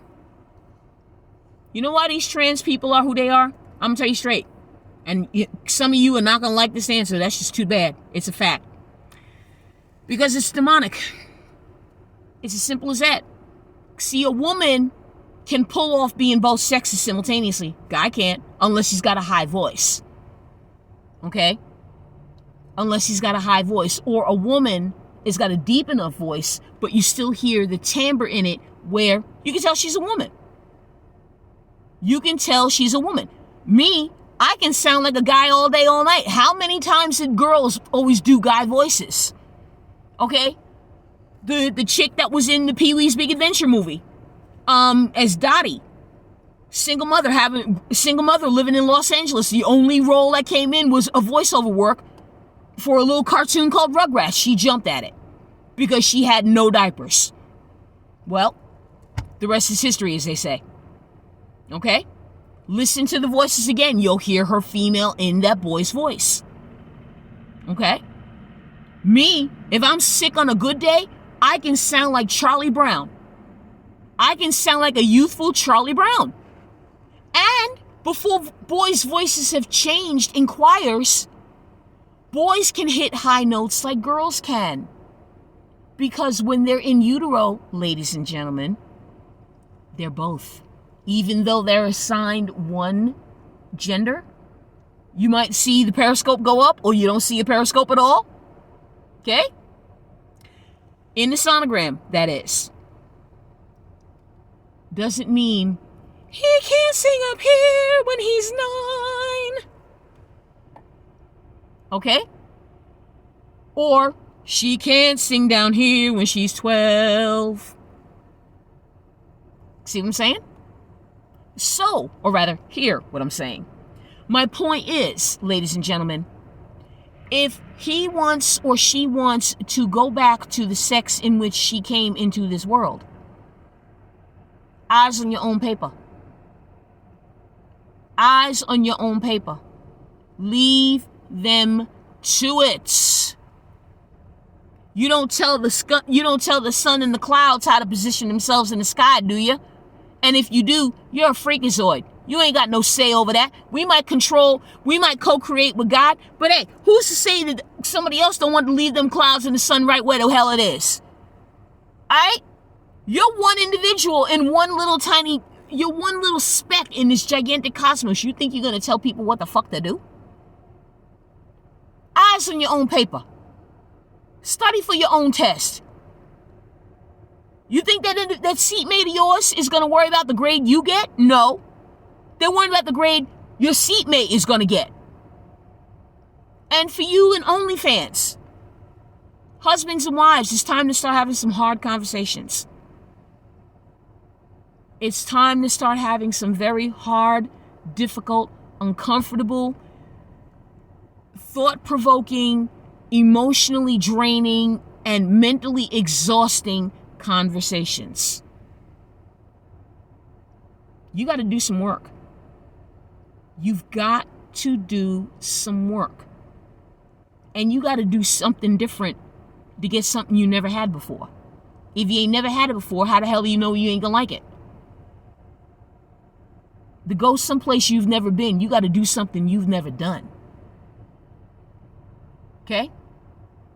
So, you're far more resilient than you think you are. And I heard a recent podcast, and I would love to give him credit for it, but right now, I'm not, for my own personal reasons. But fact of the matter is, he said this straight up, everybody is psychologically fragile. And before you start saying, I don't think this, if you wanted to come out with those words, I don't think I am. Yes, you are. Somebody who knows they are wouldn't say that. Or if you do say that, that's just proof positive you are. That's just proof positive you are. And it's been programmed this way, led this way, intentionally done without any of us knowing it. And the ones who were aware of it were told by the rest of us who didn't want to believe it, you're a crackpot. Who's a crackpot now? All of us are crackpots. Some just hide their cracks better than others. But eventually those cracks get bigger Okay? And I'm going to leave y'all with some homework before we get out of here because this thing has gone on more than long enough. Oh, you sure did. Hour and a half. God damn. Almost 2 hours here. Like I said, I could talk a leg off a chair. Anyway, long and the short of it, ladies and gentlemen, you know what?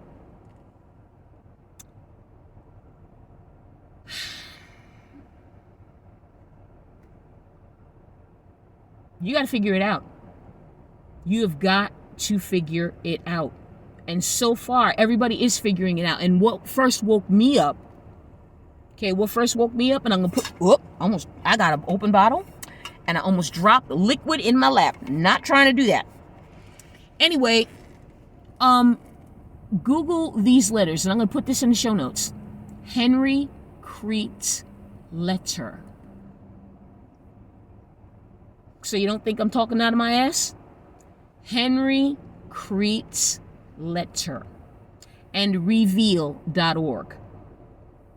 10 years I was part of a cult church. Yep. 10 years. Some people don't ever get out. I know people that are still in it. And they don't talk to me because of what the cult meant, what the cult told them to do. Yep. And when I confronted one of the cult, one of the little minion cult leaders, Right Reverend Davis, he'd want me to use his real name now, wouldn't he?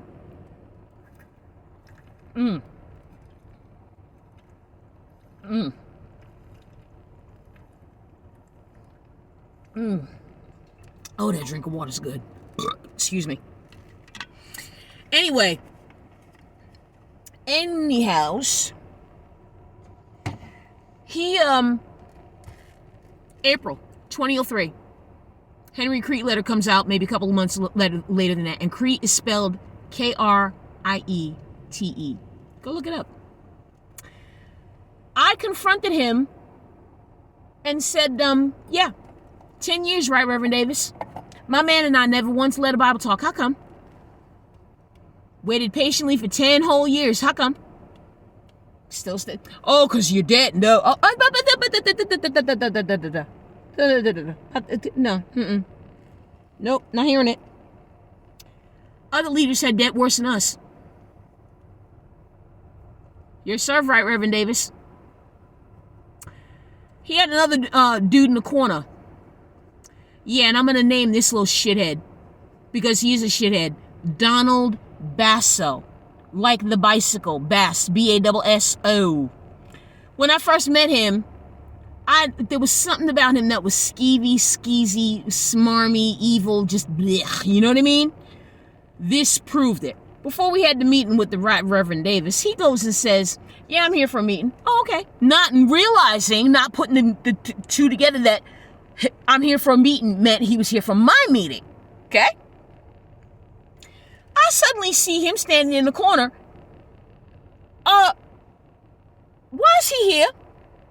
Oh, he's here because, this ain't Fat Tuesdays. Could you excuse yourself? No, I don't think I'm leaving. Yeah, I didn't think so, you stooge. Okay, then you can stand right there and, Peter. And by then, my husband was sitting next to me, shooting daggers at Basso. Now, I wasn't paying attention to my husband.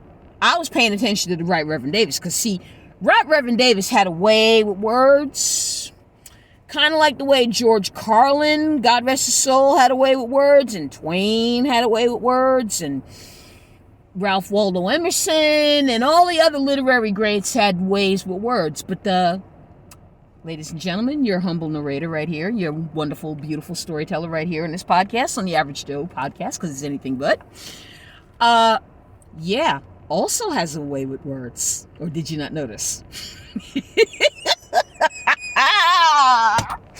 Oh, every time this man volleyed, I did volley. Every time he zigged, I zagged. Every time he zagged, I zigged. Every time where he went, I was. Yep, and where he didn't go, I did. And where I went, he tried to go. He tried to backtrack, backpedal, back swift, backstroke, every other which way. No. I got a memory and a mind like a steel trap, and I got 10 years worth of, and I got 10 years worth of bitch to wail at you, my guy. Bring it. Bring it. Do you not know within an hour and a half, I had that man eaten out of my hand, and Pete was still shooting daggers at this point to Basso. Basso at that point was looking like a fish on a hook. Meanwhile, I'm sitting back my husband's leaned back. Yeah, my wife will take care of you. Let me at this guy. Let me at this guy. Because I wasn't paying attention to the volleying going on between the men. I was more interested in what I was dealing with the Right Reverend Davis, okay? And the reason, give you a little backstory in the Right Reverend Davis.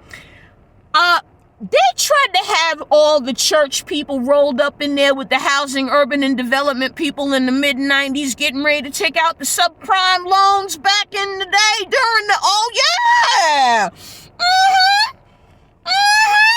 And the coordinator of the whole event didn't drop the Right Reverend Davis's name full out. No. Like I said, that homie would want me to use his real name, wouldn't he? I'm not doing it.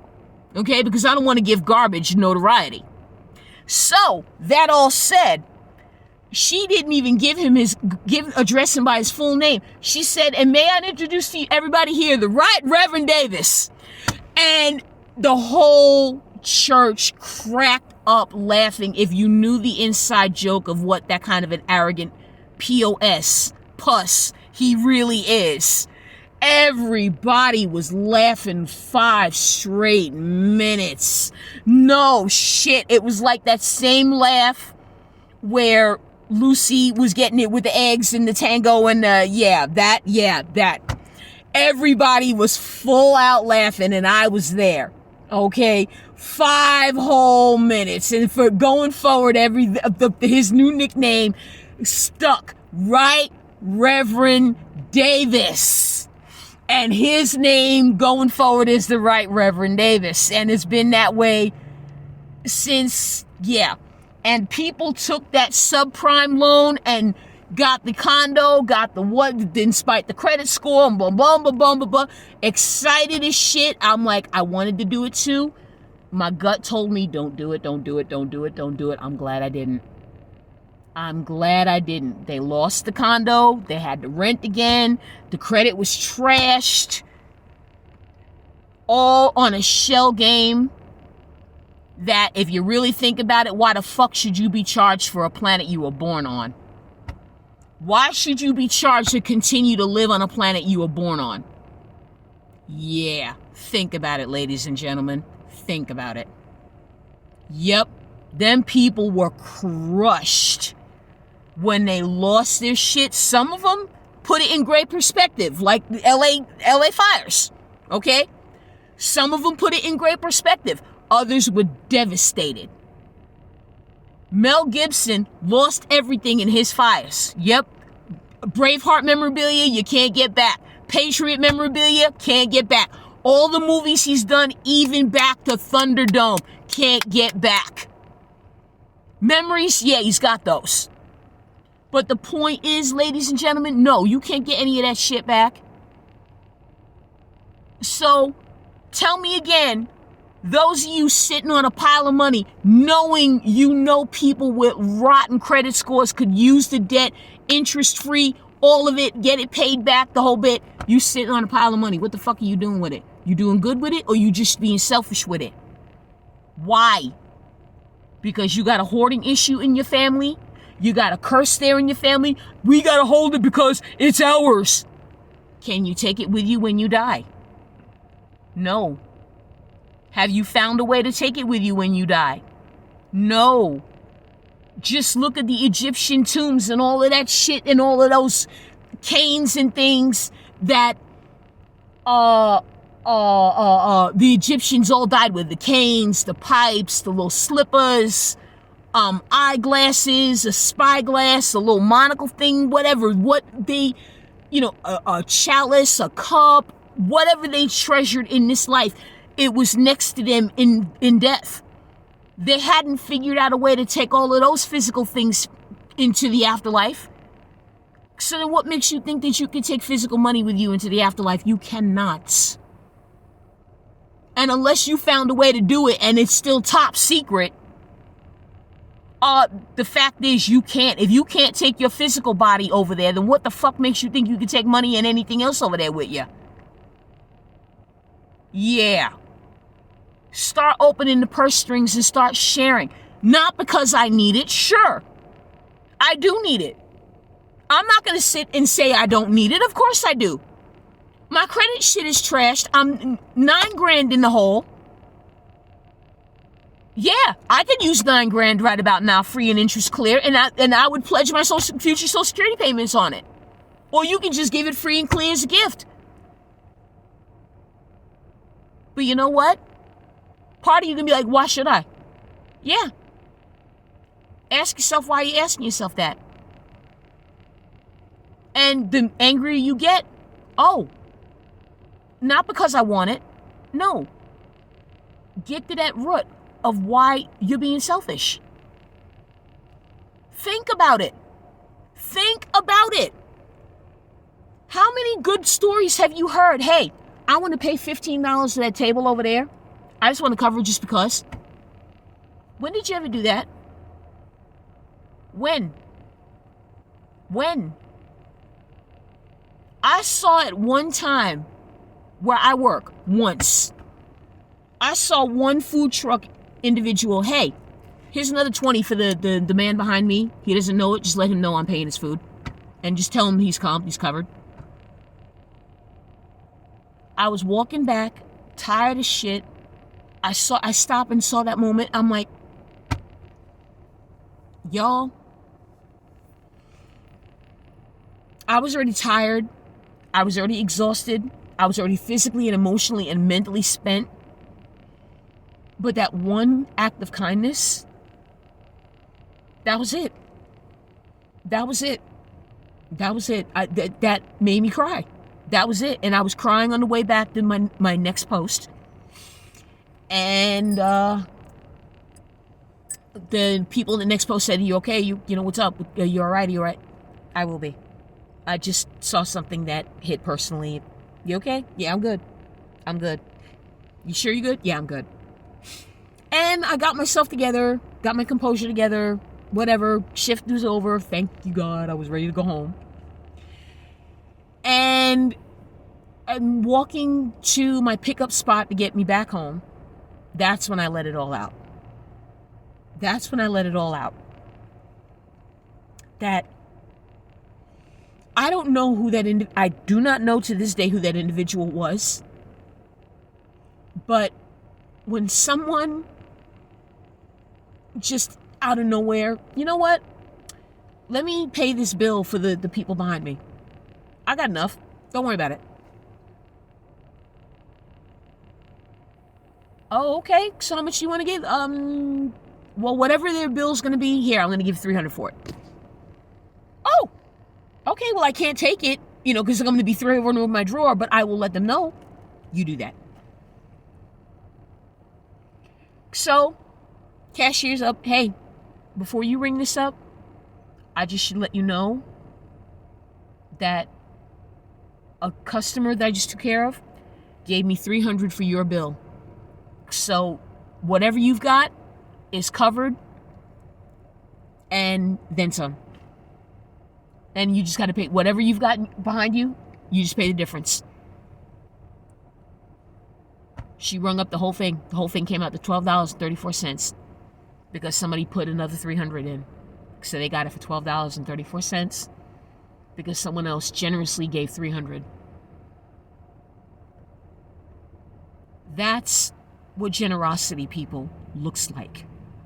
And having been on the receiving end of both shit treatment and golden treatment, I'll take golden every day of the week. Every day of the week, I will take golden over shit treatment every day of the week. Because the same Christians that are absolutely hung up on sex and don't talk about it, which I'm going to put that link in the show notes too on the where I got this information from in Hodge Twins. Yeah, this woman and her husband went to a Mexican adults only resort, met up with a swinging couple or couples who exchange partners, and one was the leader of a megachurch. Now, before you start screaming, sin, God, you know what? Maybe you really need to look into why you got a problem with sex. Really, really, really think about it. And revisit the book, The Songs of Solomon. Okay? Because if it was all right for Solomon to have 1,000 honeys, I was getting ready to say the HOES word. If Solomon was okay with having 1,000 honeys, 700 women, 300 side pieces, okay, 300 side chicks, I will not use courtesans, that's better. 300 courtesans, 700 wives. Okay? Ladies, he's one man. Guess who's waiting 3 years for her next turn? He may have one every night, but he's going to be wiped out for the next 3 years. So, what are you going to do? Yeah. Think about it. Okay? And that's how come this channel isn't grown that much. I mean, I got 15 lovely, fantastic, amazing, terrific, beautiful, incredible subscribers, including myself. But all other 14 of you, thank you for being here. Thank you so very much. I'm building this channel slow but sure. It's going to be a painstaking process, but painstaking is what I'm about. I mean, it's no easier than building a novel. And you got to make sure that all that shit makes sense. God almighty. But anyway, yeah, my funnest chapter, A Message from You. And I had no idea what I was going to title that until it just jumped out at me. And I'm like, you know what? Yeah, let's do that. Read the whole book. Read the book. I'll put, again, link in the show notes. You're going to have fun. It's a romp. It's an adventure. It's a lot of cussing. It's a lot of me on pages. And if you've heard me or experienced me in some regard, it's like you're holding a little pocket ball of energy when you're reading it. But it flows, it's cohesive, it's logical, it's fun, it's twisty, it's a kick.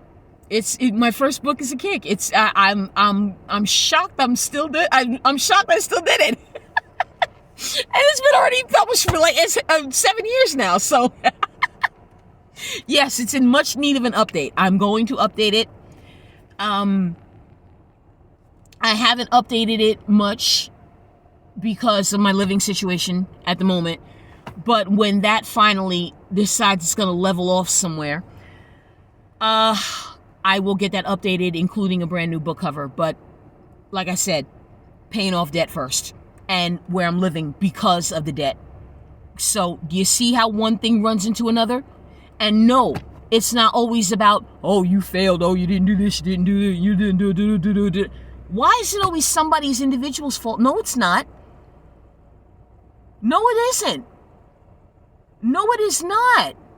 I mean, I'm scared to go to net credit to go handle my shit. So, because honestly, I need to borrow more than 9 to get rid of the debt. I need to borrow more like 22 or 24. But with the old system ways of doing shit, I'm going to be trapped for the duration of which I need to pay that back. So, you see what I'm saying? I mean, trapped under a smaller mountain or trapped under a bigger mountain. Either way, it's a mountain. So which mountain do you want? Do you want the smaller or do you want the bigger? You see what I mean? And that's what I'm getting at. So that's where my husband and I have a plan B, because there is no other plan B. We got a plan B. And we're doing it the hard way. And yeah, for the duration of my amusement park season, I'm pretty much going to be working for free. But you know something? I'm already writing for free. I'm already podcasting for free. Is my time free and my time valuable? Of course it is. But you know what? Who was also trained into holding them purse strings and the purse clutch super tight? Oh, you got to have this amount of people to listen to. Oh, you got to have this amount of people to be believed in. Oh, you got to have... Why is all got to be stipulation? You just can't believe in somebody for the sake of believing in them? Number one. Number two, you know, you might be throwing good money after bad. But you know something? That's a double-edged sword too. You are throwing good money after throwing it after bad. Everybody's made a bad investment. Everybody's made a bad decision. Everybody has. And I get that you've been burned and you're twice shy. But you know what? You don't have anything to be shy about over here. Any donation you give is going strictly toward my debt and so I can upgrade my book. And update and upgrade my book. That's all where this money is going to go to. No more, no less. Now, have I had money in my hands before? Oh, sure. Have I wasted it? Sure. But now I know the lessons behind it. Guess who's getting more and more scarce with it? Because unless you've already heard, yeah, demonic activity, I'm getting ready to call on you. Guess you already heard, maybe 300 people have 95% of the world's wealth. 300 people having almost all the world's money. And the other 5% of us that are, 8 billion, less 300, 8 billion plus people, less 300, are scrounging for the 5% of the wealth. When you are among the 300 that have a whole lot more of it than you know what to do with, gee, what do I do with this money today? Hey, how about throwing me $9,000 so I can get my ass out of debt and a new place and build my credit and clean up my finances? Oh, but if I teach you how to fish, you're only going to eat for a day. No, you would have taught me that lesson for life because I'm not going through this again. You just need to trust the home that which you're going to give that money to is going to do it right. And if they don't, they don't. Can you take it with you? No. So why hoard it? And speaking of hoarding, have you seen those shows of hoarders? Okay. You hoard money. How's that any less different? Go ahead, I'll wait. That money could get rat chewed. Get peed on. Who's going to handle peed on money? Then what? Oh, well, that's why I have to put it. No, you don't have to do anything. Oh, that's why it's got to be. Oh, okay, so you want to hoard it in a vault. You want to hoard it in a vault. So what's different than a hoarder doing the same thing in a house? What, yours is clean and theirs is not? A hoard is still a hoard. Right? Yeah. See, money can't buy common sense. Money can't buy happiness. Money can't buy class. Money can't buy good taste. Money can't buy decorum. Money can't buy finesse or panache or grace. Okay? Money can't buy good friends. Money can't buy one's heart. Money can't buy love, the love you want anyway. It can't buy that. It can't buy that because then you know what kind of people they turn into when you get this dirty tool, dirty green tool with pictures on it.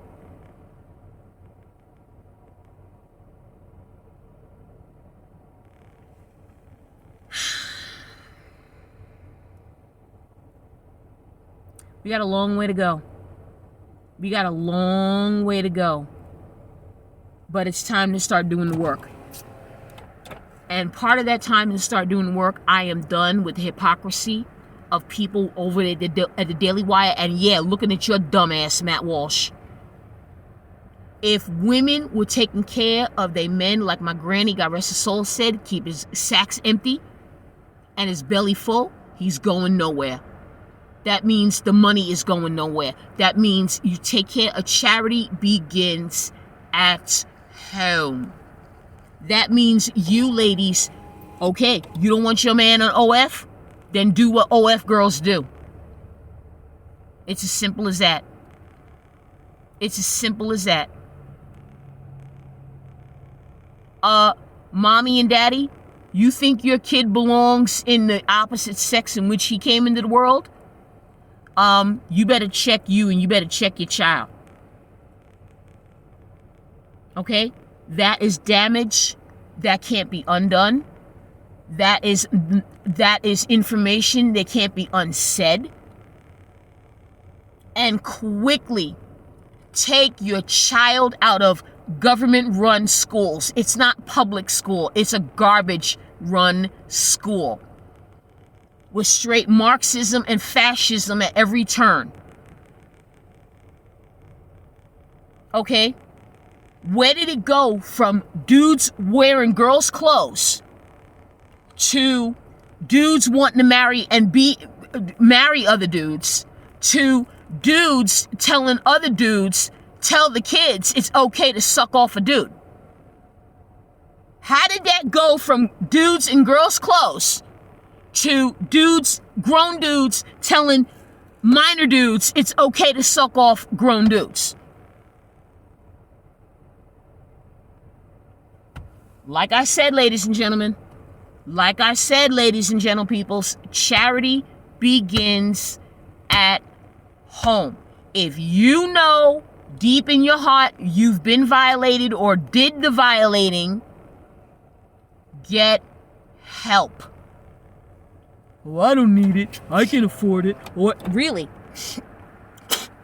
Can the rest of us afford you not do it?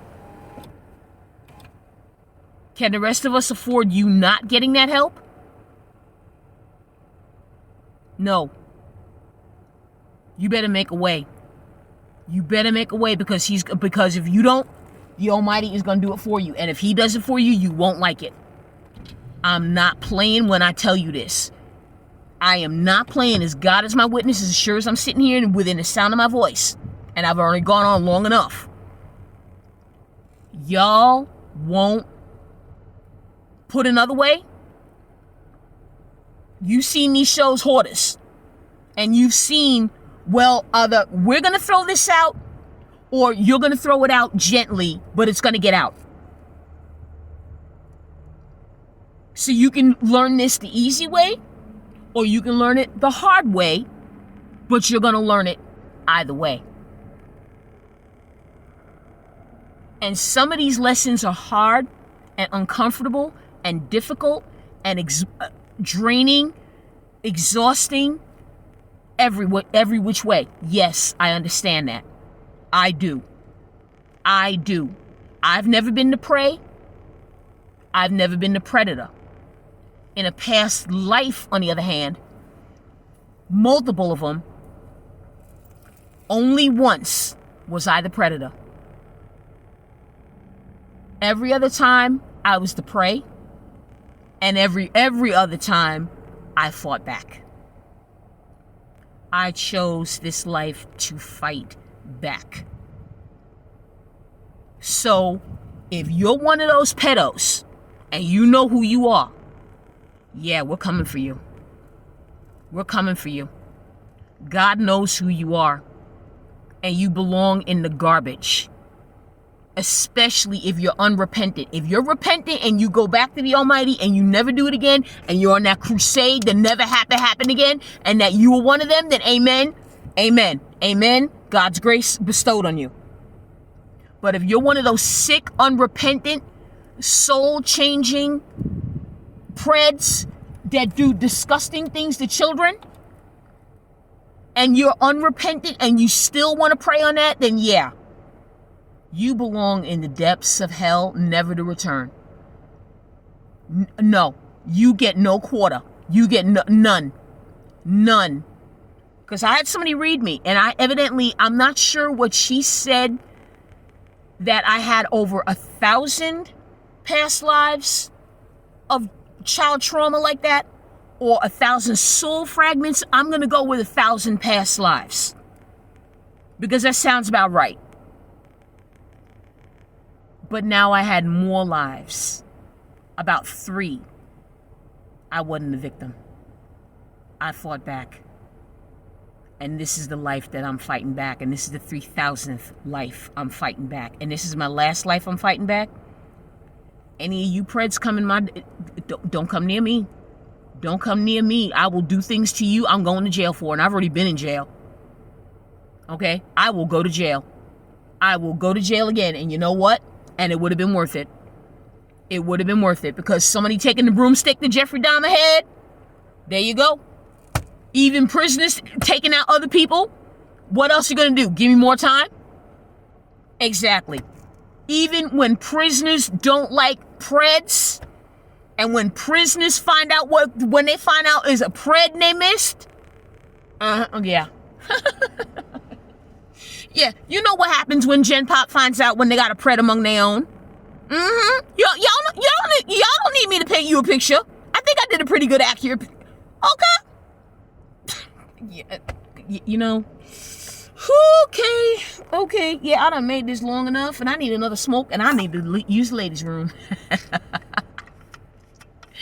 Okay, so,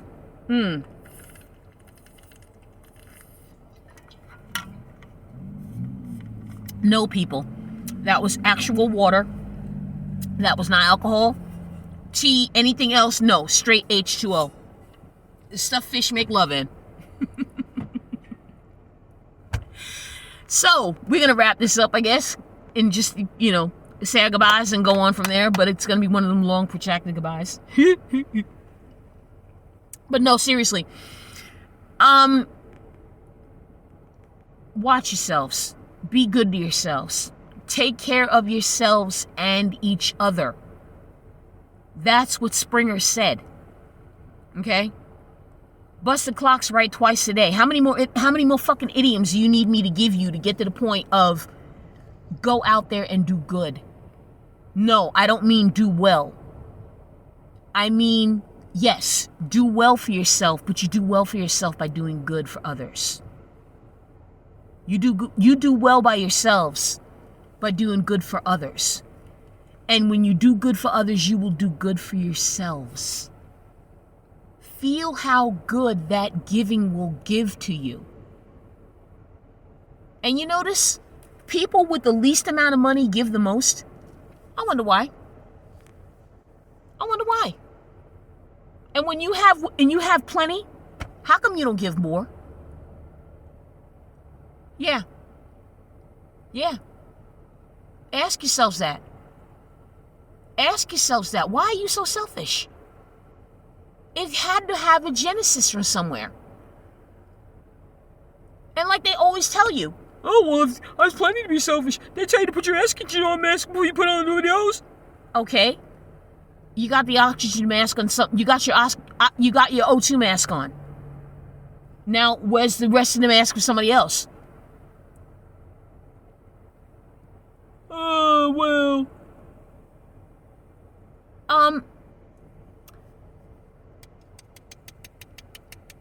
I'll leave it at this. Many a boat sinking, Titanic, Lusitania, that one, the Corrimanto, the one that burned and sunk in 1934. All these boats had hardly any lifeboats on it. All of those boats, especially the Titanic. And it outlined a ship's thing, whereas if you board this ship, basically the contract read, we're not responsible if you live or die. We're just responsible for getting you to New York. We're not responsible how we get you there. Okay. Do you see the sickness? Now, if you don't see the sickness, you're part of it. But if you see it, amen, you're getting better. Or like they paradoxically say, you got to die to wake up. Yep. Because like Carlin once upon a time said, yeah, that's why they sold you on the American dream. Because you have to be asleep to believe it. Now, yeah, you can openly daydream. But where's the American dream? American dream was own a house, to have 2.4 kids maybe. Some people have 6 kids, some people have 1, some people have 2 kids, some people have 9. House, picket fence, dog, sports league, school board, barbecues every couple weeks. Whatever happened to that? I'll tell you what happened to that. Guys dressing in girls' clothes, trying to act like they can chop off a schmeckle or rebuild one and still be the same like they came into the world. Yeah. Yeah. Yeah. Get out there and do good. It's going to get worse before it gets better, but get out there and do some good. You have your fellow people living in a hotel because they can't rent any address because they got to suppose, oh, you're not responsible for finances. So we're responsible enough to live in a hotel, but not in your building? How'd that work? No, what you've got is a nasty case of the NIMBYs. Not in my backyard. Not in my backyard. Not in my backyard. No, you've Karens turned into... Look what you Karens did to the society. Look what you did. You happy? Or are you happy making everybody else miserable because you want to be because that's the only way you can enjoy your misery, or rather deal with your misery, is if everybody else is as miserable as you are. No, bitch. Deal with your shit. Unpack your own miserable. You want to be a miserable son of a bitch? You want to be a miserable son of a shit? Go do that on your own time. Leave everybody else alone. If that individual wants to loan somebody money without interest, why do you care? Oh, because that's right, they're going to make you do it. So what? Did you find a way to take it with you? Yeah. Yeah. I am openly not paying one credit card. And I'm going to do it two more if they don't play ball with me. But the other 3, I'll do. Because they're willing to play ball. You see, it takes 2 people to agree to an agreement. One agreement should not be lopsided in favor of the one getting the money. Do you not agree? And if you don't agree, why not? Oh yeah? You found a way to take it with you? Yeah, when you found a way to take it with you, I might believe you. Till then, no. N-O, no. And if you don't like what I'm putting down, oh well.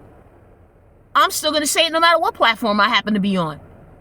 You don't censor me. Only God does that. And even then, you don't get to censor God. Because, no shit, Sherlock. You cannot outfox or outbox God because God will not be boxed in.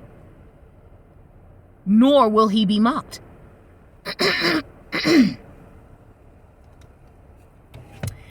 And with that said, more housekeeping show notes. ghosttalk@gmail.com. Avjoe goes rogue. AVEJOGHOSROGUE.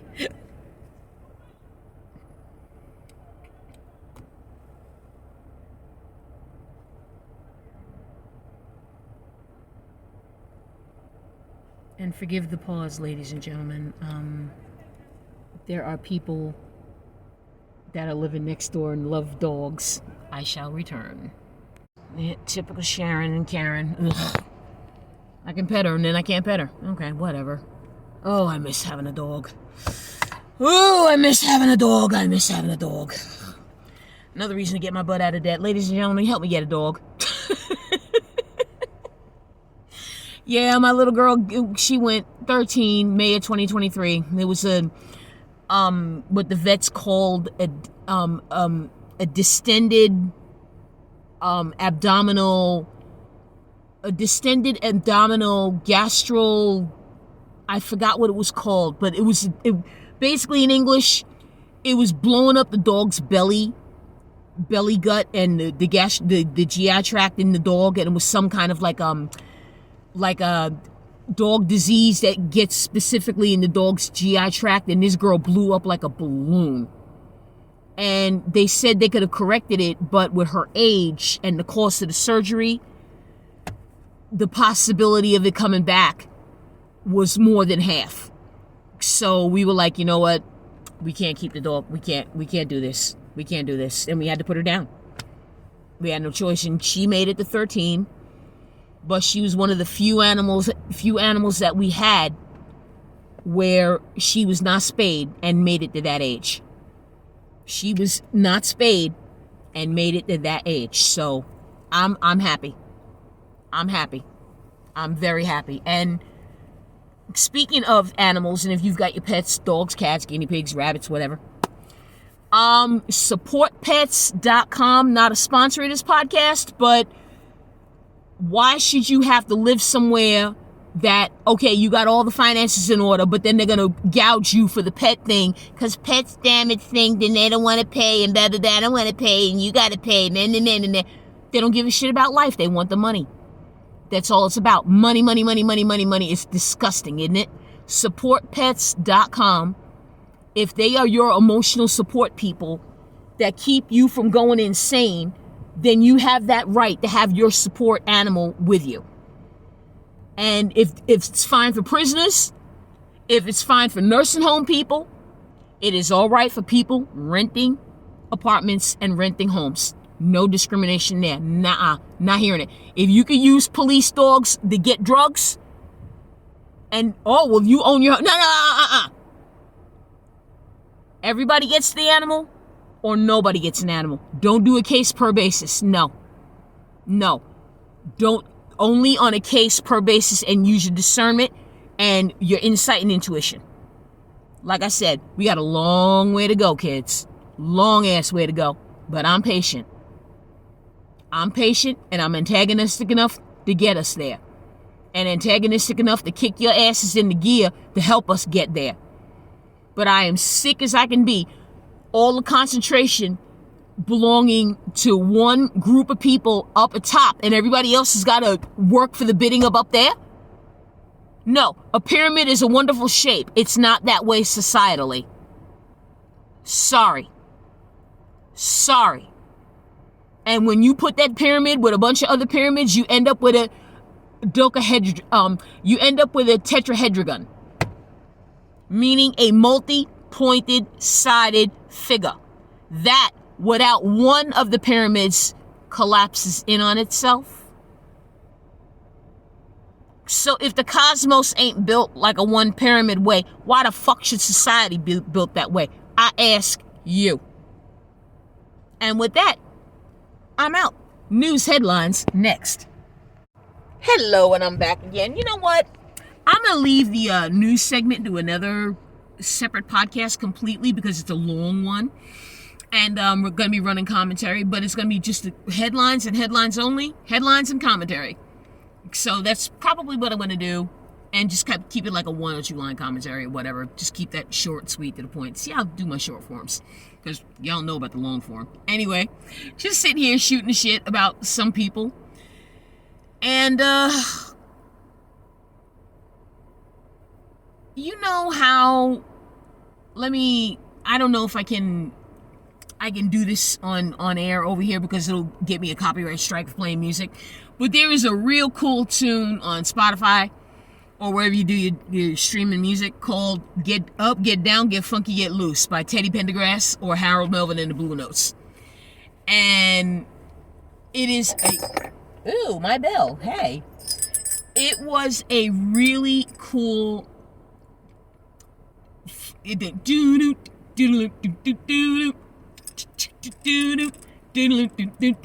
it's great. It is so good. Yeah, you